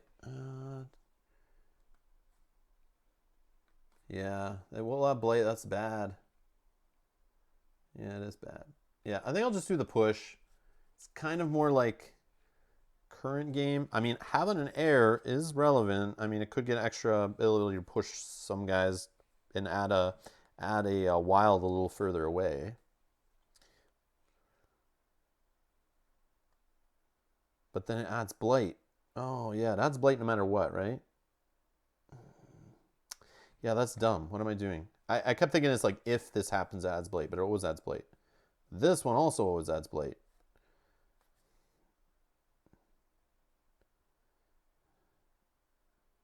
Yeah. What do we want to do?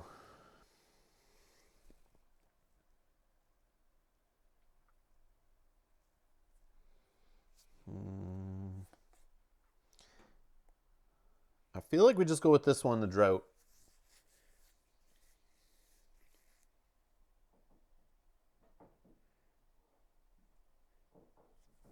You should win in the end, but the Blighted Island effect might be nasty. If I win with Blighted Island effect, feels a bit like a draw.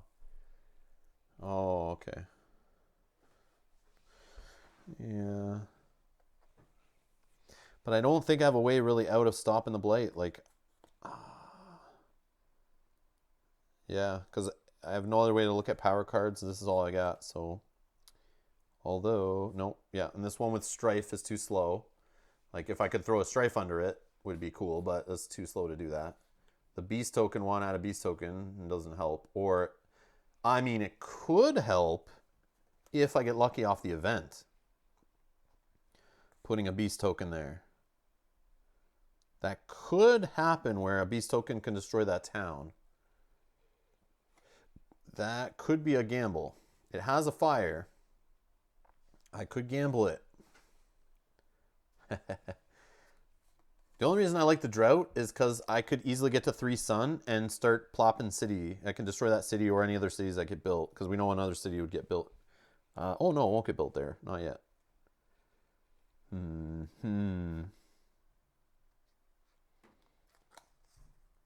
Yeah.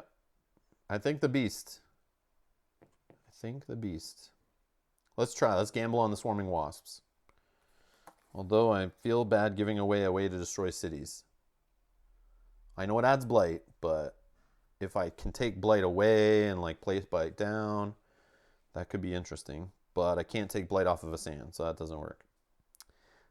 Yeah, let's try the swarming wasps. Trying to find the best possible scenario there with each card is like, trying to look at the glass half full. Drought will add a second blight on top of the one you're getting anyway, but you could try it. Yeah, I think more long term it might work. No, it's okay, George. I'm good. I want to try the gamble off the event deck. Maybe adding a beast.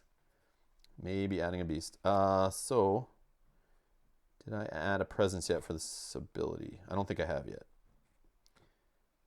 I did 1 first turn, 2 second. Yeah, I haven't done a second one yet. So I think we get the plant off. And this one can go anywhere. I think we just go there though. Or we go here and we still have a sacred site there.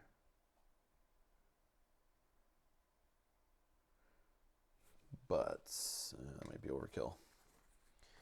Might be overkill.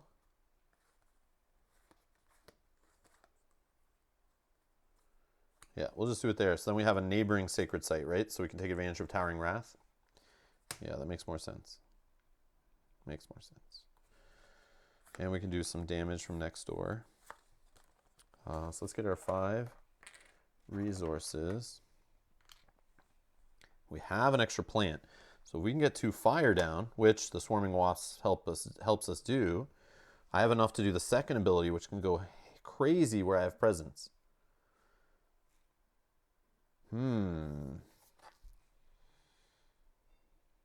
One. No, it doesn't have enough plants. Doesn't have enough plants. Never mind. Doesn't have the extra plant. I need 3 plants. Yeah, never mind. But this one still, I can do 2 damage. So 4 damage total here. And then I have presence there, so I can still... Yeah, I still have enough to do 2 damage there. So yeah, I can clear this one after, but the blight will still be there. That's okay. Unless we get lucky here with the beast token. And at least the building gets stopped here by the disease. So that won't get bigger. But then it's going to ravage itself. And I don't have a way to do that either. So maybe I don't worry about this one. I worry about this one. But then I won't have enough sacred sites to do 4 damage there. 2 from this. Yeah, so instead...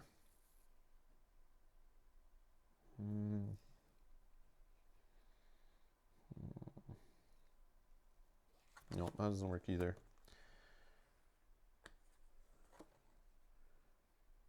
If I play this instead, if I just let the blight happen and not worry about the gamble on the tokens,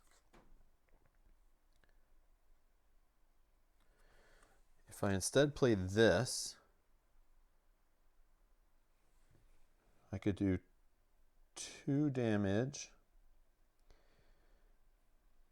Oh, it's not in sand. It's not in sand. Yeah, let's just take the gamble. Okay, and we still leaves us 2 energy left, so we can do this ability. Okay,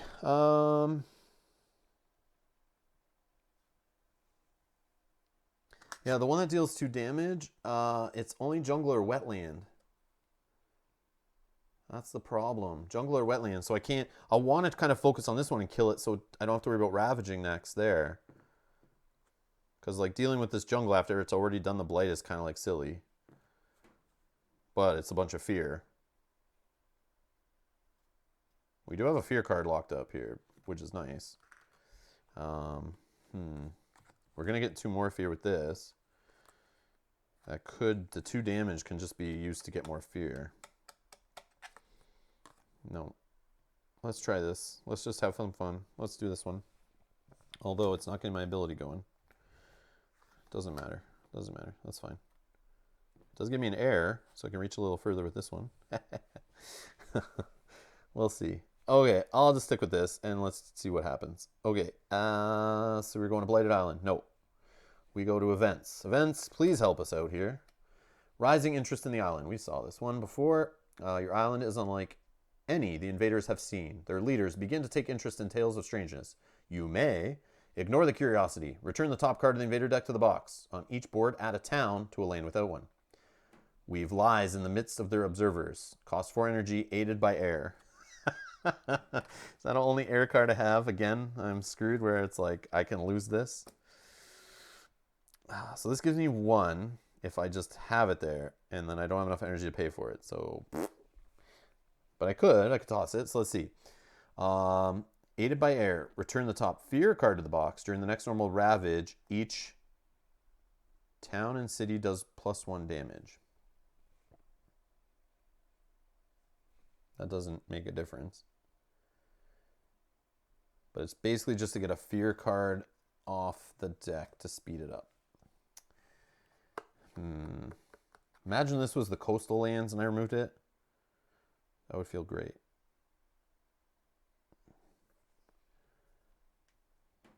Did you add the beast? Oh yeah, fast power. Sorry, fast power. I didn't read the beast part yet. I didn't read the beast part on the card. Yes, thank you. Beast here. Yes. Add one beast. Yeah, we want to add it here. Maybe we get lucky and it tears up the town. That's what we want to do. We already talked about it, so even if I'd read it, that's what I was doing. Yeah, I forgot about my fast power. I'm used to this guy never having fast powers. Okay, so we should read the whole card, actually. Beast of the Jungle. On each board, add a beast to a jungle without blight. No, it's not that one. One threat if invaders are present. Or one fear if invaders are present.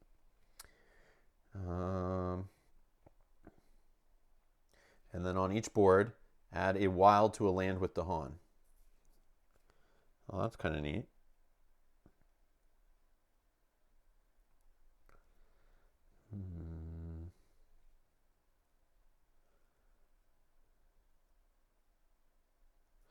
Okay.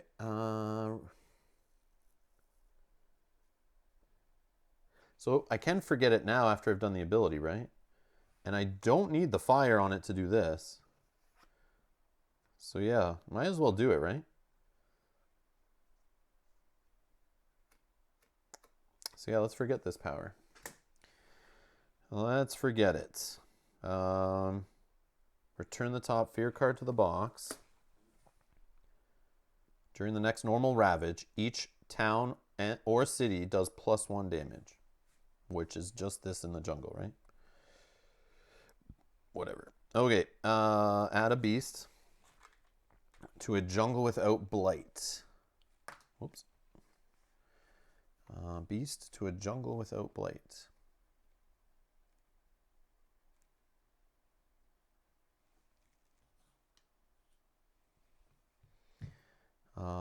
If invaders are present, one fear. Then on each board, add a wilds to a land with Dahan. I feel like I want to do up here because it's like a little far away, and that might help them not explore there. It's also as far inland as you can go. Yeah, let's try that. Okay. Fear card. Terror level 1. Each player removes an explorer from a land with beasts. Damn it. I could only do it in jungle anyway, right? Yeah. Disease. Disease or at least 2 Dahan.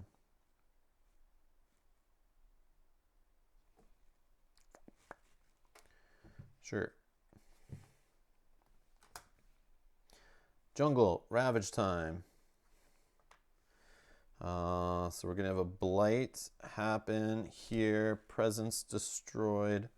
Flip the island card over. Promising farmlands immediately on each board. Add a town and a city. Whoa! To an inland land with no town or city. That's gross. So let me look here and try to remember not to put it on a sand.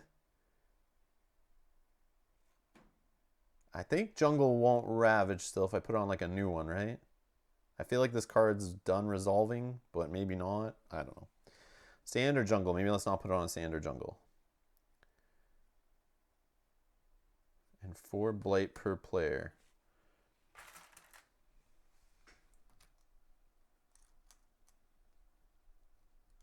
It's not a lot of blight. It's only 4 more. Okay. Let me think. Where... So I do have a slow power to do some damage still. It's going to build here. It's going to be another... Oh, no, it won't build there. So the disease will go. I feel like adding it here in this mountains. I don't know if that's good, though. Just keeping everything together. And then I work on just doing like heavy damage to one spot on the board. Yeah, it's just a land with no town or city. Add 1 town, 1 city. Is that like crazy to do that? I like having everything together. I don't know. Yeah, I did that. I removed the card. Add it to the mountain with all your stuff. Yeah. Yeah, exactly. Exactly. I'm thinking the same as George is saying. This is good. This is good. Yeah. Okay, perfect. Yeah, I want to add everything together. I think that's the best call. And if I can add some presence around it, you know, like, and I have a sacred site here. Hopefully I can use this to do some more damage, this to do some more damage. Um, okay, so then sand, disease goes away and no build. So that's all the jungle stuff. That sand is done. Right, everything good there. Explore. Oh, more sand. Oh no. More sand. So this goes away, but then this goes in there. Okay. That's a problem. Okay. Can we deal with it at all? Can we deal with it? So I can do 2 damage in there, but that's not really enough.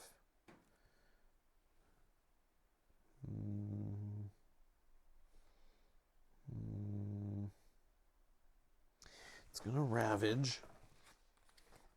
I can get a wild in there, right? And do, but that's only 2 damage.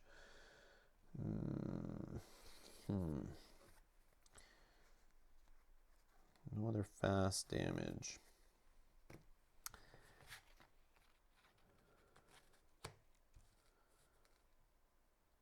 Yeah, the sands is gonna get crazy.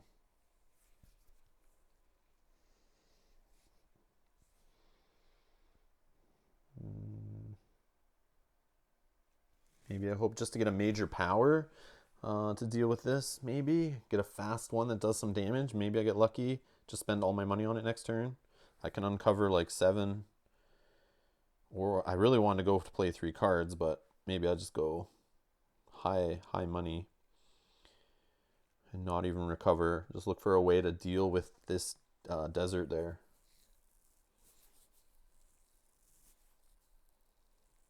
I could even just gain a power and gain a power. Oh no, I wouldn't have enough energy. I need to do one that gets me energy. Maybe I reclaim cards, but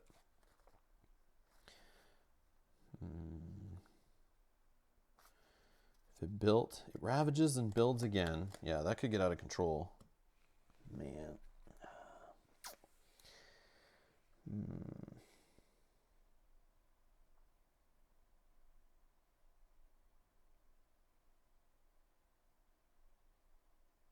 One more fear card to go to Terra level 2.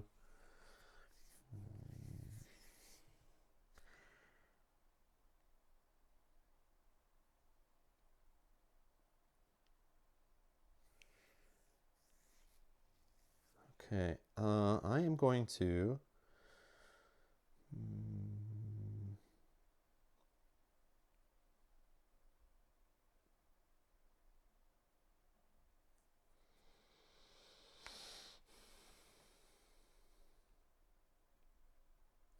okay, let's do this ability. Targeting in here. 1 range away, there's no blight. I have 2 sun. I can push this guy out.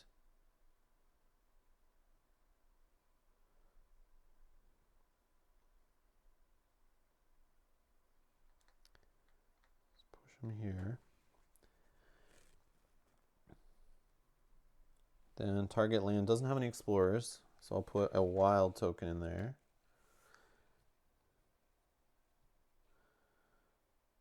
Okay, that one's done. Then 2 damage. I'll just do it here to destroy this town for the fear purpose. I could also do it here though. Maybe I do that, but I think I have time with that one maybe. All right. So that one's done. And then this one, 2 more fear. Get a card. I'm now at Terra level 2. Where do I want to target? Up to 1 away from a sacred site, 2 damage for all the sacred sites around. I think it has to be here. That's the best, like most damage. I could clear out this guy in the jungle, but I think I start chiseling on this one. So, yeah, I only have one sacred site that's adjacent. So let's just destroy a town for another fear. And destroy Eldahan. There's none there. All right. Time passes. We're good. Ability's done. All right.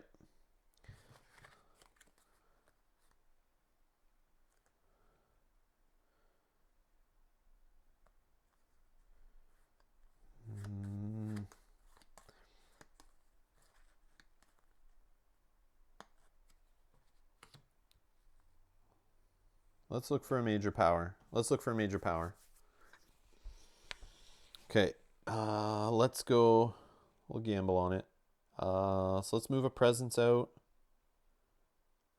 We could do twice. No, we can't. We don't have enough money to do it twice. Yeah, let's do the same plan we've been on. We'll do this one to gain an energy.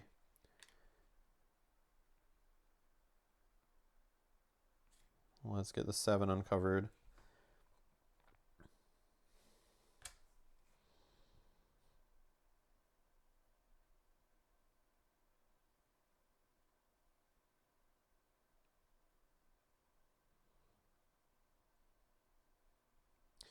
And then we'll do this one that costs 3. Gain a power card. Let's go for the majors. Show me something good. Show me something good. Show me a bunch of damage. Ooh, a fast one. Invaders skip all actions in target land this turn. 4 fear. Oh, yummy. Paralyzing Fright. Okay, we're holding on to that one for a sec. Vengeance of the Dead. 3 range away from any. 3 fear. After each effect that destroys... Oh, this one. Yeah, no. It's just like a delayed effect. Anything that's doing destroying, then I get some more damage there. It's like good for multiplayer. I like this one I've used before. Pyroclastic Flow has to be 1 range away from where I have a mountain and presence. Doesn't reach the sands. 2 damage and destroy all explorers if it's a jungle or wetland. Yeah, see, I don't have reach with this one. Weak, weak, weak, weak. This one's fast. One away from where I have presence, or sacred site, sorry, sacred site. Target any land, add 2 disease. For each disease in target land, defend 1 in target land and all adjacent lands. So I could target the sand, add 2 diseases. That would be a defend 2, which blocks this, but nothing to destroy it back. It still builds. I'd rather just straight up skip all the actions. That seems much better. Yeah. Let's do the skip all the actions. And we're going to forget a power. Probably not one that's in our hand. Yep. Let's go with... Let's just look at our element spread here. Fire and plant. Don't want to get rid of fire and plant. I'll just get rid of my base one that removes blight from a jungle or wetland. I already kind of have that, so it's kind of like a duplicate. Even though it's in my hand, I'll just get rid of it. All right. I can only play 2 cards really anyway, so that's the major power. Sweet. Then that costs 4, and the other card in my hand costs 1. So we're definitely good on resources there.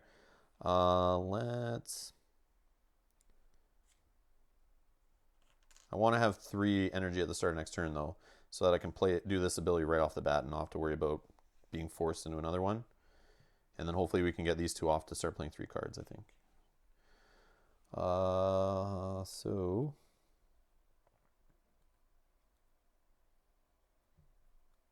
This can go anywhere there's no blight.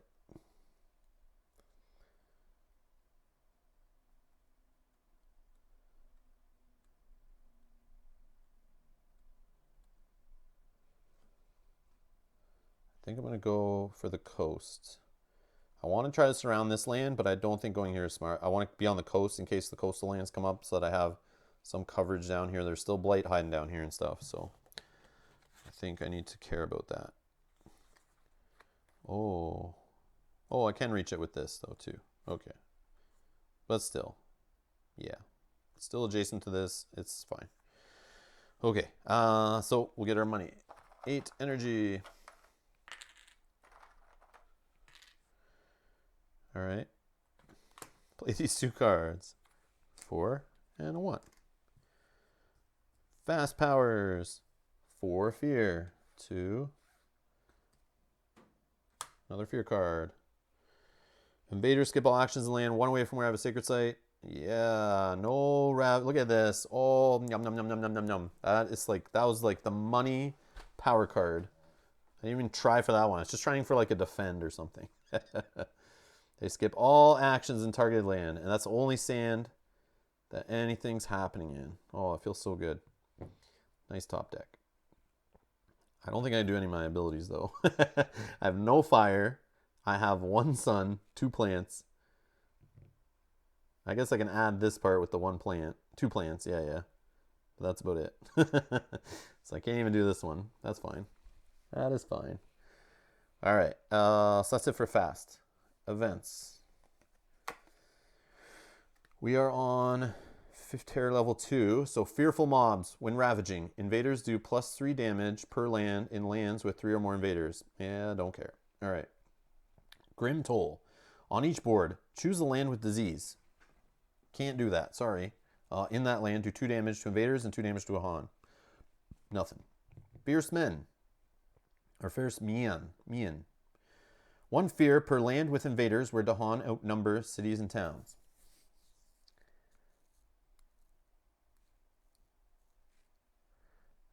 That is nowhere. And this card's a big fail. All right, done. Okay, fear. Flip these over in this order, doing terror level 2. Each player may gather 1 explorer into a land with a town or city. Each player may gather 1 explorer into a land with a town or city, or gather a town into a land with a city.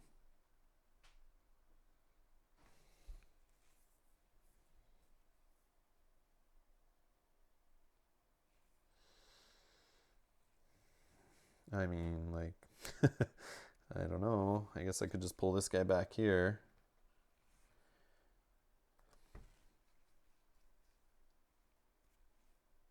Yeah, keeps them consolidated, I guess. All right, skip the next normal build. The build card remains in place instead of shifting to the left. Okay, that's kind of neat. Okay, Ravage. Don't do anything there. Done. Normal build. Skip. That card stays there. Explore. Jungle. And jungle from the coast. This wild token goes away. This one goes from the coast. And this one explores from next door. Okay. This way. And then they all shift, but this leaves this one open because the other one didn't move. Now I got to resolve 2 of them on here.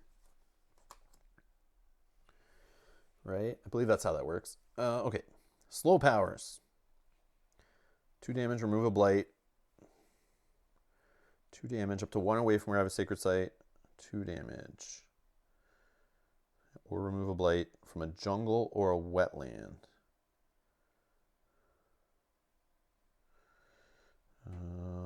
What's happening next? Building in jungles, then eventually ravaging. Let's stop the ravage again, or the build.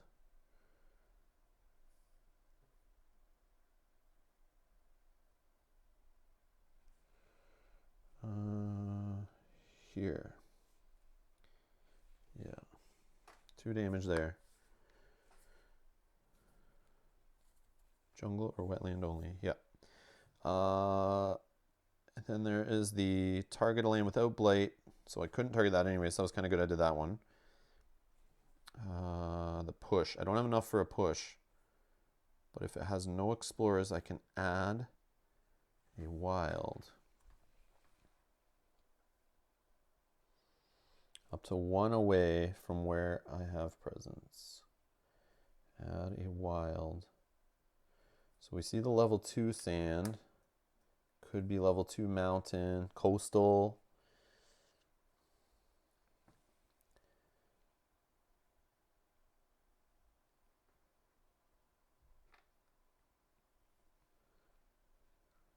Just throw it in there.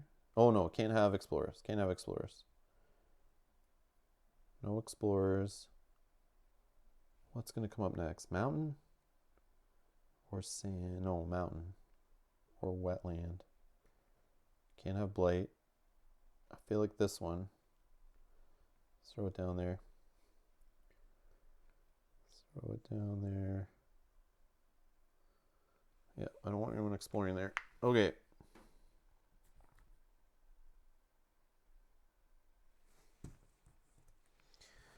Done. No hand. All right.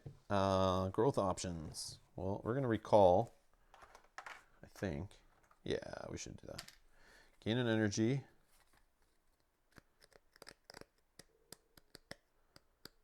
Although, could gain a power and do this. I want to do both of these to get 3 cards, but if I don't have 3 cards, it doesn't make sense, right? Yeah, let's reclaim cards. I don't need a power really, so I don't need to spend money on it or energy. Let's do presence. Where I have, I'll do this one. So we get 1 more energy. I really should go for a power though, actually. That would be so good. Another major power. Especially since I'm getting 8 resources. So maybe I do pay for this one. Yeah, let's pay for it. Maybe not. No, let's do it next turn. I think. Let me think. Jungle and sand are building. Jungle and sand are building. Oh, that's gone.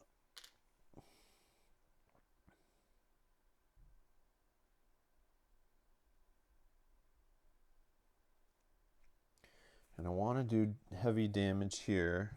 So that would be, I could skip all actions again, right? And 1. Let's say I did that to stop that, but I need to damage it. So like I feel like this has to be done again. And also my ability though. And I can only play 2 cards. So another fire.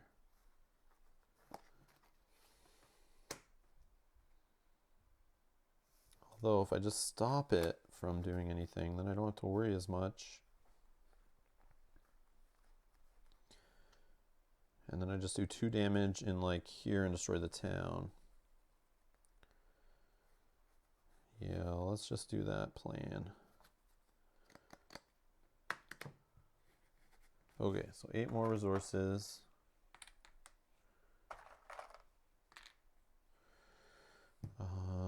Let's do this one for the lulls.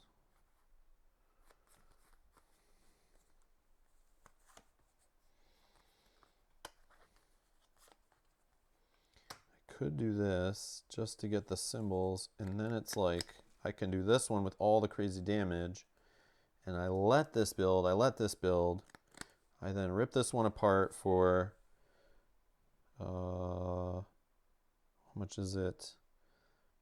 2 damage, then 3, 4, 5, 6, 7, 8. 8 total damage here. It'll just build a town. Yeah, that's more than enough. Wipe that off. The jungle, I then just do that with this one. And I can deal 4 damage there, and it wipes that one out. Then at some point I have to turn on this one. But then we don't have to worry about ravaging at all. And then we just clean this one up. Yeah, I think that's what we do. So those are my 2 cards. 3 and nothing. I think I got all that money. All right. Yeah, we let them build. Let them build. Okay. Fast power. Target spirit gains energy. Just what I need. Perfect. All right. Oh, if I have at least 2 sacred sites, gain another energy. Woo! Rolling. All right. I need more major powers. This is silly. I should just and more card plays. Then I can just drop in major powers all over the place. But I think we're good. All right. So that's done. Fast powers. Let's go to event. New species spread. New plants and animals brought by the invaders damage the local ecology. You may let the invasive species bloom. For each board, discard the top minor power. If it's fast, add a blight to a land with a town or city. After resolving this card, return it to the event deck under the top 2 cards. I hate ones like that keep coming back.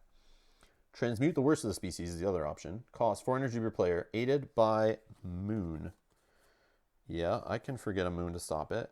1 fear per player. On each board, add a beast to a land with a city or a town. But then there's no beast on this card, so it doesn't really work right away. But yeah, I'll do that. I'll forget this base power. I'll do option number 2. Okay, 1 fear per player. Done. And then add a beast. I'll add a beast right in here, in this mountain region. New disease. On half of the boards, rounding up, add a disease to a land with both Dahan and invaders. Do 2 damage to the Dahan there. I don't have such a place, so I cannot. See ya. All right, no fear, no ravage, build time. So we're going to build a town here. No disease to stop it. We're going to build a town here. That's the only jungle and the only sand that have anybody on them that I see. Slide them over. Explorer happens in the wetlands. So nobody can reach this one, right? So no explorer even happens there. I don't need to remove the token. This one down here, though, they're coming in from the water. Or this town. Or city, sorry, city. Okay, so wetlands, eh? All right, slow powers. So we were saying we'll do this one. Up to 2 away from where I have a sacred site. I'll do 4 damage to here. That gets me another fear card. And kills both those guys. And we destroy all the Dahan, there are none there. My other ability... Oh, wait a second. Why did I think I had presence in there? Or extra range. Why did I think that? Oh, I messed up.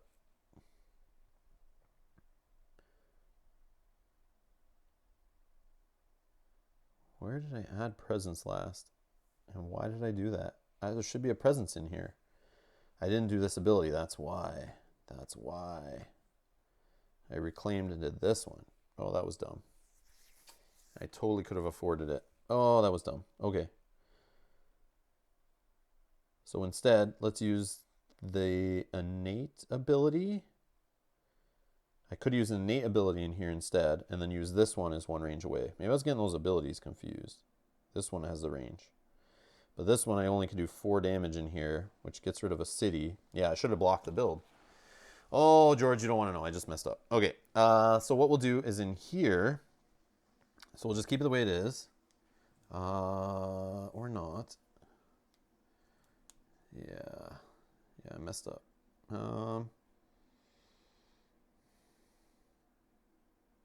Yeah, because I should have... Yeah, I'm going to recall... I could have afforded this ability. Yeah, I should have done this one, not this one. Did I do that one? Why did I do that? Yeah, so I'll lose 3. I don't know where I put my last presence, though. That's the problem.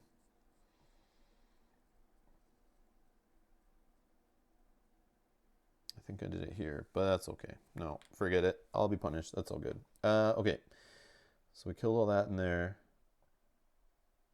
So the stuff that was destroyed here, we'll just destroy it with... Nope. We destroyed that with that. We'll let that one blight. I'm a dummy. But this one will do our innate power here. And that will do... We have 3 plant, 2 fire, 3 sun. Oh, man. Yeah, so we'll do it here. And that's 2 damage. 3, 4, 5, 6, 7, 8. All here. 1, 2, 3, 4, 5, 6, 7, 8. Yep. And that does 2 fear. Yeah, definitely messed up. I meant to do that. I should have did that. Yeah. Okay. I do have this one. Targeting lane without blight. To 1 range away. Here? Nope, this got blight. I can't do it. I could push out of here.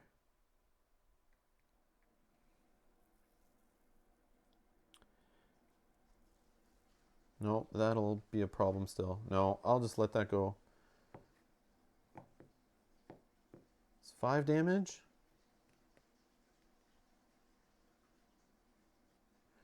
Why is it only 5? It's +1 damage per pair. Oh, I thought it was for each. I've done that wrong before then. Okay, per pair. I thought it was for each one. Okay, so let's put back 3 of these guys. Actually, let's put them all back. Let's put it all back. So I think it was 5 of those guys, 1 city, undo the fear. Here, let's put this back.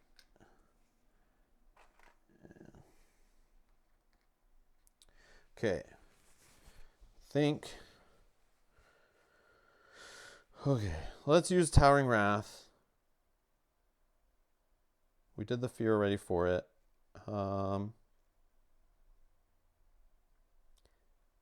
Here, and it does 2 damage for each sacred site.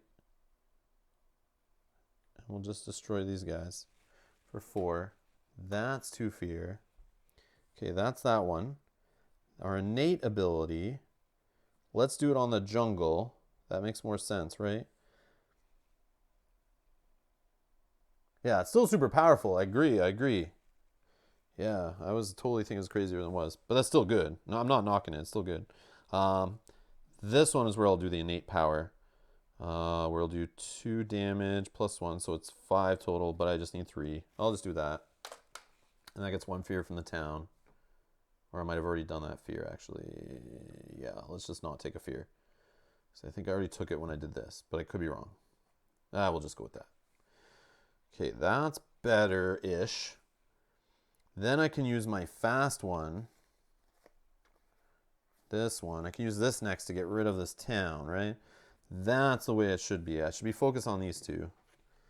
But I messed up. I should have done this growth option to put a presence here, and then I could have done the big hit there. That's what I messed up.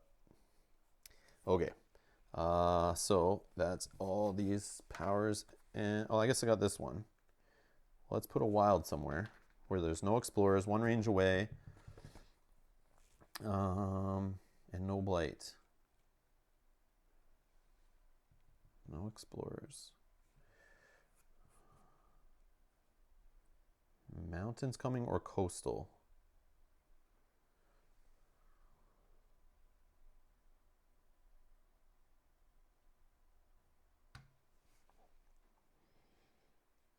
I don't know. Sure. Okay. Done. Growth options.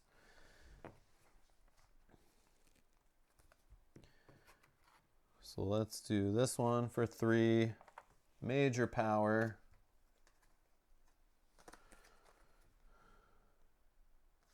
Show me something that just does jungle and wetland damage. No. 3 energy. I don't need more energy.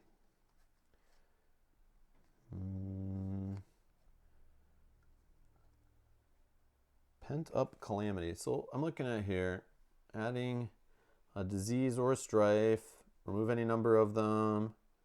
For each token removed, a fear and 3 damage. And that's fast. That's fast. It's only 3. Moon and fire. Is that a thing? Can I get moon and fire all together? No, I don't really have any moons left. I threw them all away. All right. But that's still damage. And I have tokens on the board I can remove to do the damage. I can get rid of this guy. He doesn't build. Nope, there's no token there. Or I could just do it here, move the beast, and then do 3 damage and a fear. Get rid of a city. Yeah, I could move that beast to get rid of a city. That seems good. Does have my fire and plant. Or I can add a strife. Each invader with strife deals damage to the other invaders in the target land. Oh, that's fun. So I could give a strife under this city, and then it does 3 damage to kill explorers. That's kind of funny. They're punching themselves. Or 2 fear, 4 damage. I mean, I should just do the get rid of a city one, and we'll try to just win here. Yeah, let's just do that. All right, let's forget power.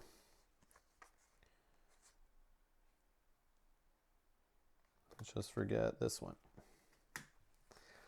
Okay, done. Let's be able to play 3 cards. Let's throw this. Can't be where there's blight.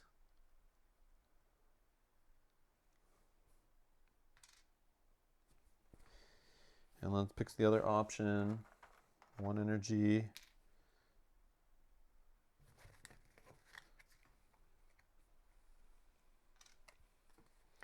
Yep. I think you just won. Yeah, I think so too. Because you have to deal 2 damage plus the wilds thing. Yeah, to deal the city. So both buildings should be gone. Okay, so we'll take 8 more resources. Let's just get there. Okay. Then I'll play that card for 3. I'll play this card for 2.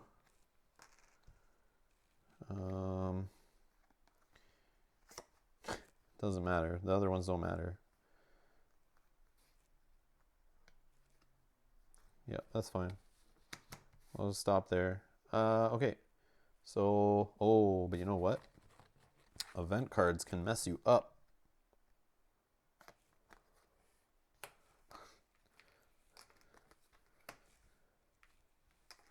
All right, let's just just in case anything gets out of control with event card. Blighted Island effect doesn't. We're good. Event. Invaders surge inland. Nope. We're doing Blighted Island. Widening destruction. On each board, add a blight to a land with or adjacent to a city and town. I add it from here, I assume. Add a blight to a land with or adjacent to a town or city.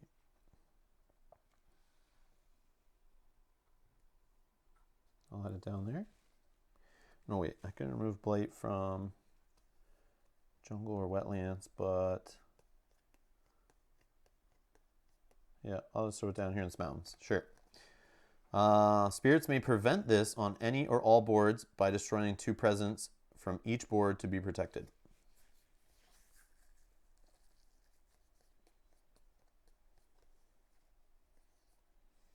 And then during Ravage, choose a land with disease, do 2 damage to invaders in the Han. Yeah, whatever. Let's just destroy presents and get rid of the blight. Sure, whatever. All right. Grim Toll. On each board, choose a land with disease. None. In that land, do 2 damage, whatever. During Ravage, in every land, defend 1 per Dahan. Doesn't matter. Okay. Fear card. Terror level 2. Each player may choose a land with Dahan or adjacent to at least 3 Dahan. Invaders do not ravage there this turn.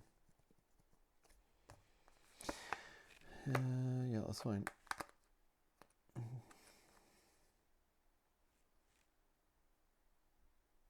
Yeah, it doesn't matter. Okay. Oh, I forgot fast powers, didn't I? Fast powers! I'm trying to be fast, and I'm doing too fast. Yeah, forget all that stuff. There could have been disease.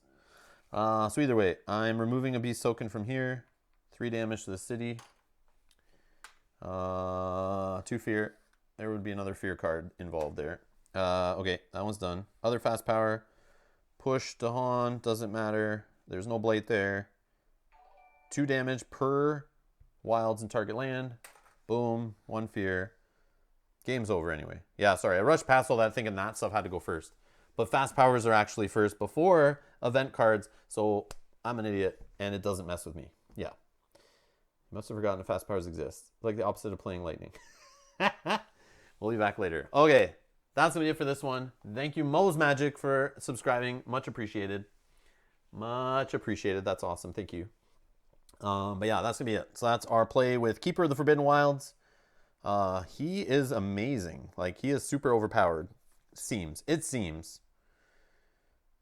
Like, yeah. Anytime you can just throw out 2 presents a turn and get stuff uncovered, like, the crazy amount of energy he has. And maybe he was a little slow in the card plays, but he can get to pretty quick card plays too. And his ability just to do damage seems really powerful, but the only thing is the range sucks. But yeah, don't be afraid to let blight happen, I think, is a key thing with this guy. Because he can remove it as long as it's on the right places. But, yeah. How are you finding? Yeah, George, I like it a lot. I like this spirit a lot. I can see why you find him like your favorite, because he is really cool. And as long as you get like his elements, like, yeah, it's very flexible, like being able to move stuff around. And I think as long as you realize anything that lets you put out wild tokens, use those to your advantage to spread around the board. And hopefully the explorers don't just explore on them and remove them. So that way you can use this 3rd growth option to put power there, or a presence, and spread around. And I like this little idea of like surrounding them with sacred sites to smash them. I like that buildup of Towering Wrath. I like this, the way it's like a long play to get there. And it makes sense because he's slow, but it's like slowly he's growing. Then he just like, boom, smashes and wipes them out. So like, don't be afraid to let cities get built. Don't be afraid to let places ravage, because you'll clean it up after. That's how I feel with this guy. That's how I feel. And don't be afraid if you have no fast powers. And then you forget them when you do have them anyway. Yeah, a lot there, actually. 4 of them. But yeah, and you can get major powers earlier with this guy, I feel like, because he has the resources that can just start using them and like really do, maybe not faster, but at least later in the game. And you can then play multiples. Like I obviously was mismanaging at the end where I had way too much energy. So I wish I had more major powers by that point so I could just be playing those and getting crazy with it.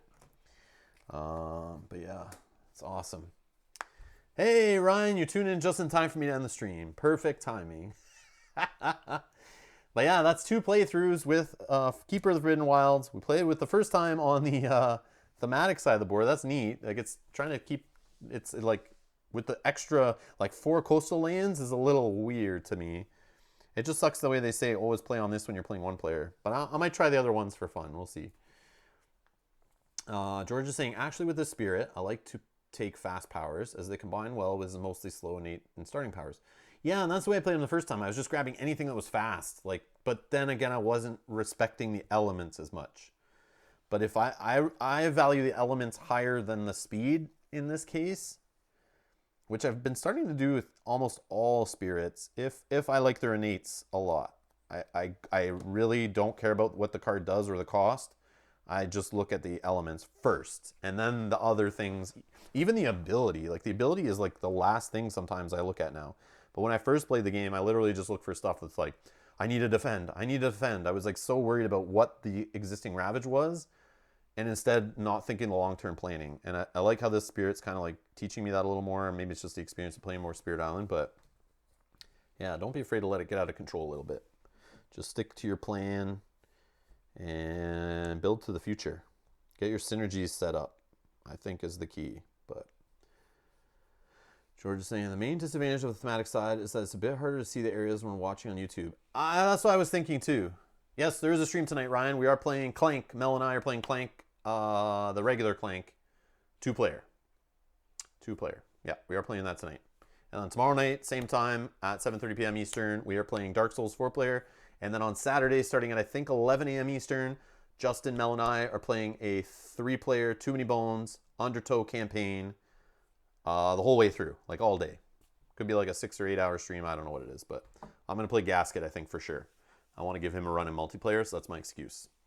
So yeah, so tune in for that. We'll be playing all day. Stop in. Anybody, stop in at any point during that stream. Should be fun.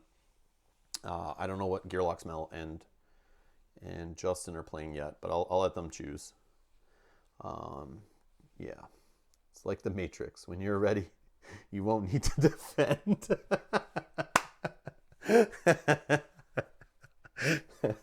I'm hooked in now. That's awesome, George. Awesome. George, thank you again for your help. Thank you again for your input. I love playing these games and hearing your input. And I love discussing games with people, so I like the way we can do it like as we play. It's kind of neat.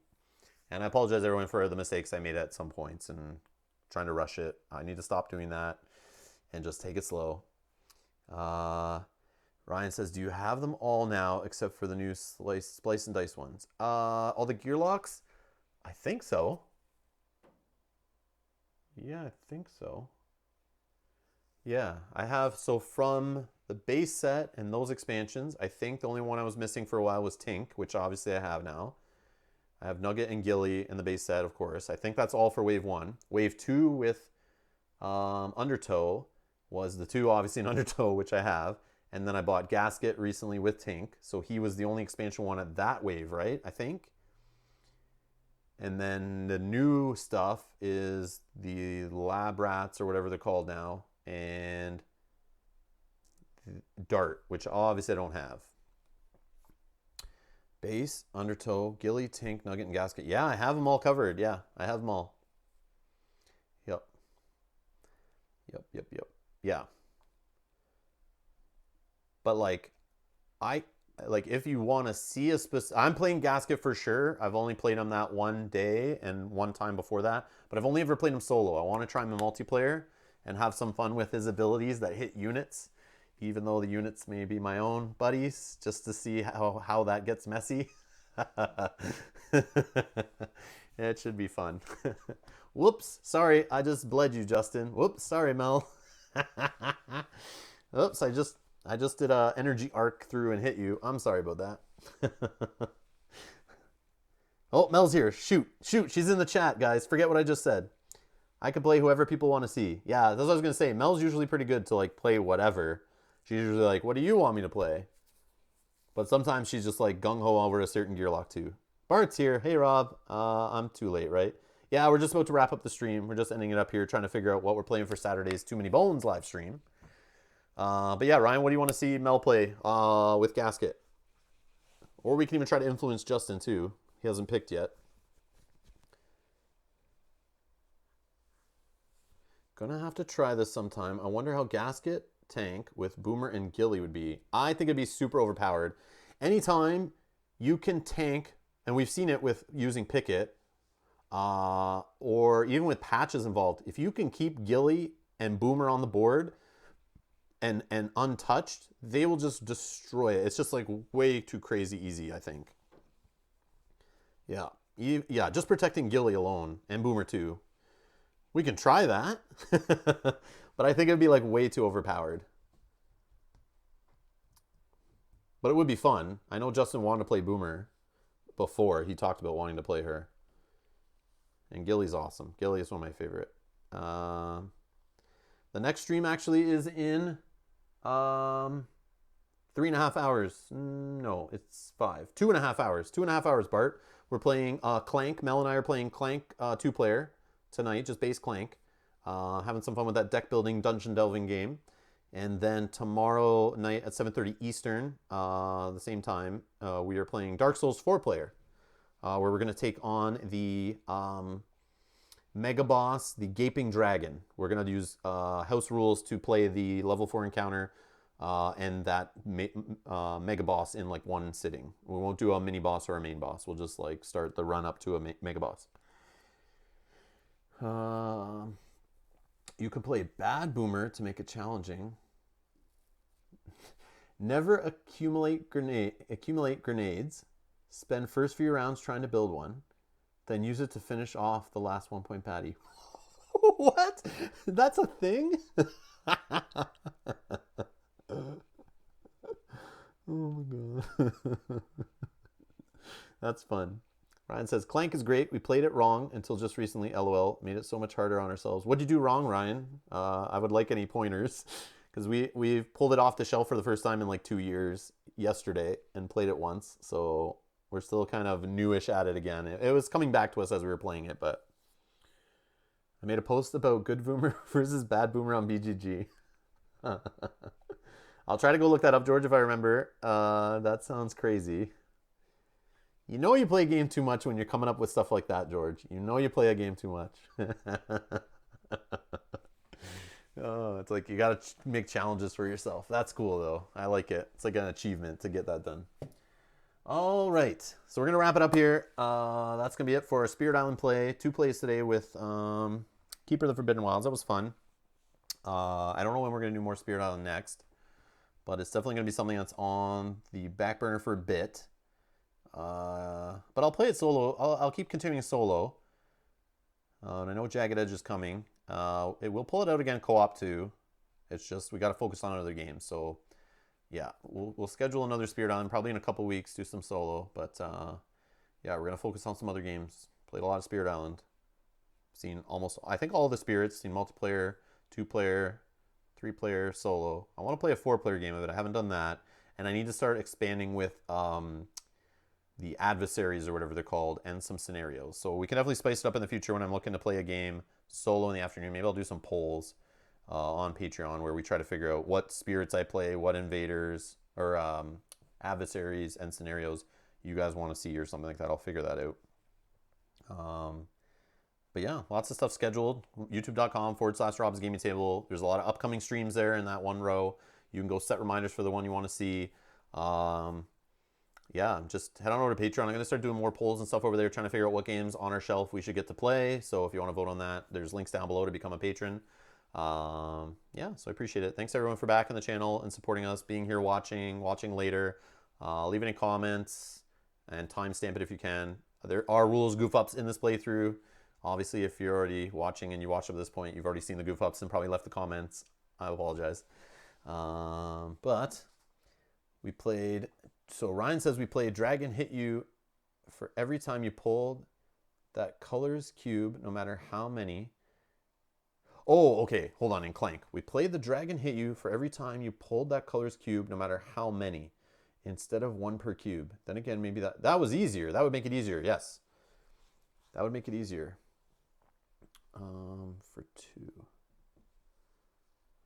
And no problem, George. Thanks for your help. Yeah, no, I think we'll do that right. Yeah. But that is, yeah, that messes it up.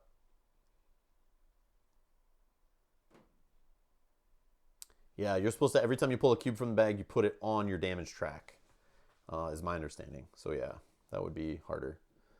I still haven't figured out Clank correctly. Like, I don't play it that well. I tried it solo actually this morning, which was kind of neat. I'll do that on video probably next week. I tried the solo mode, which is like built in the app, the Renegade Helper app. But I'll talk more about that tonight in the stream, if I remember. But yeah, I'll schedule a solo Clank at some point in the future too. Anyways, thanks a lot for being here, guys. I'm going to go check out, do some dinner, and we'll be back in a couple hours for our next live stream. Thanks a lot for watching. Bye-bye.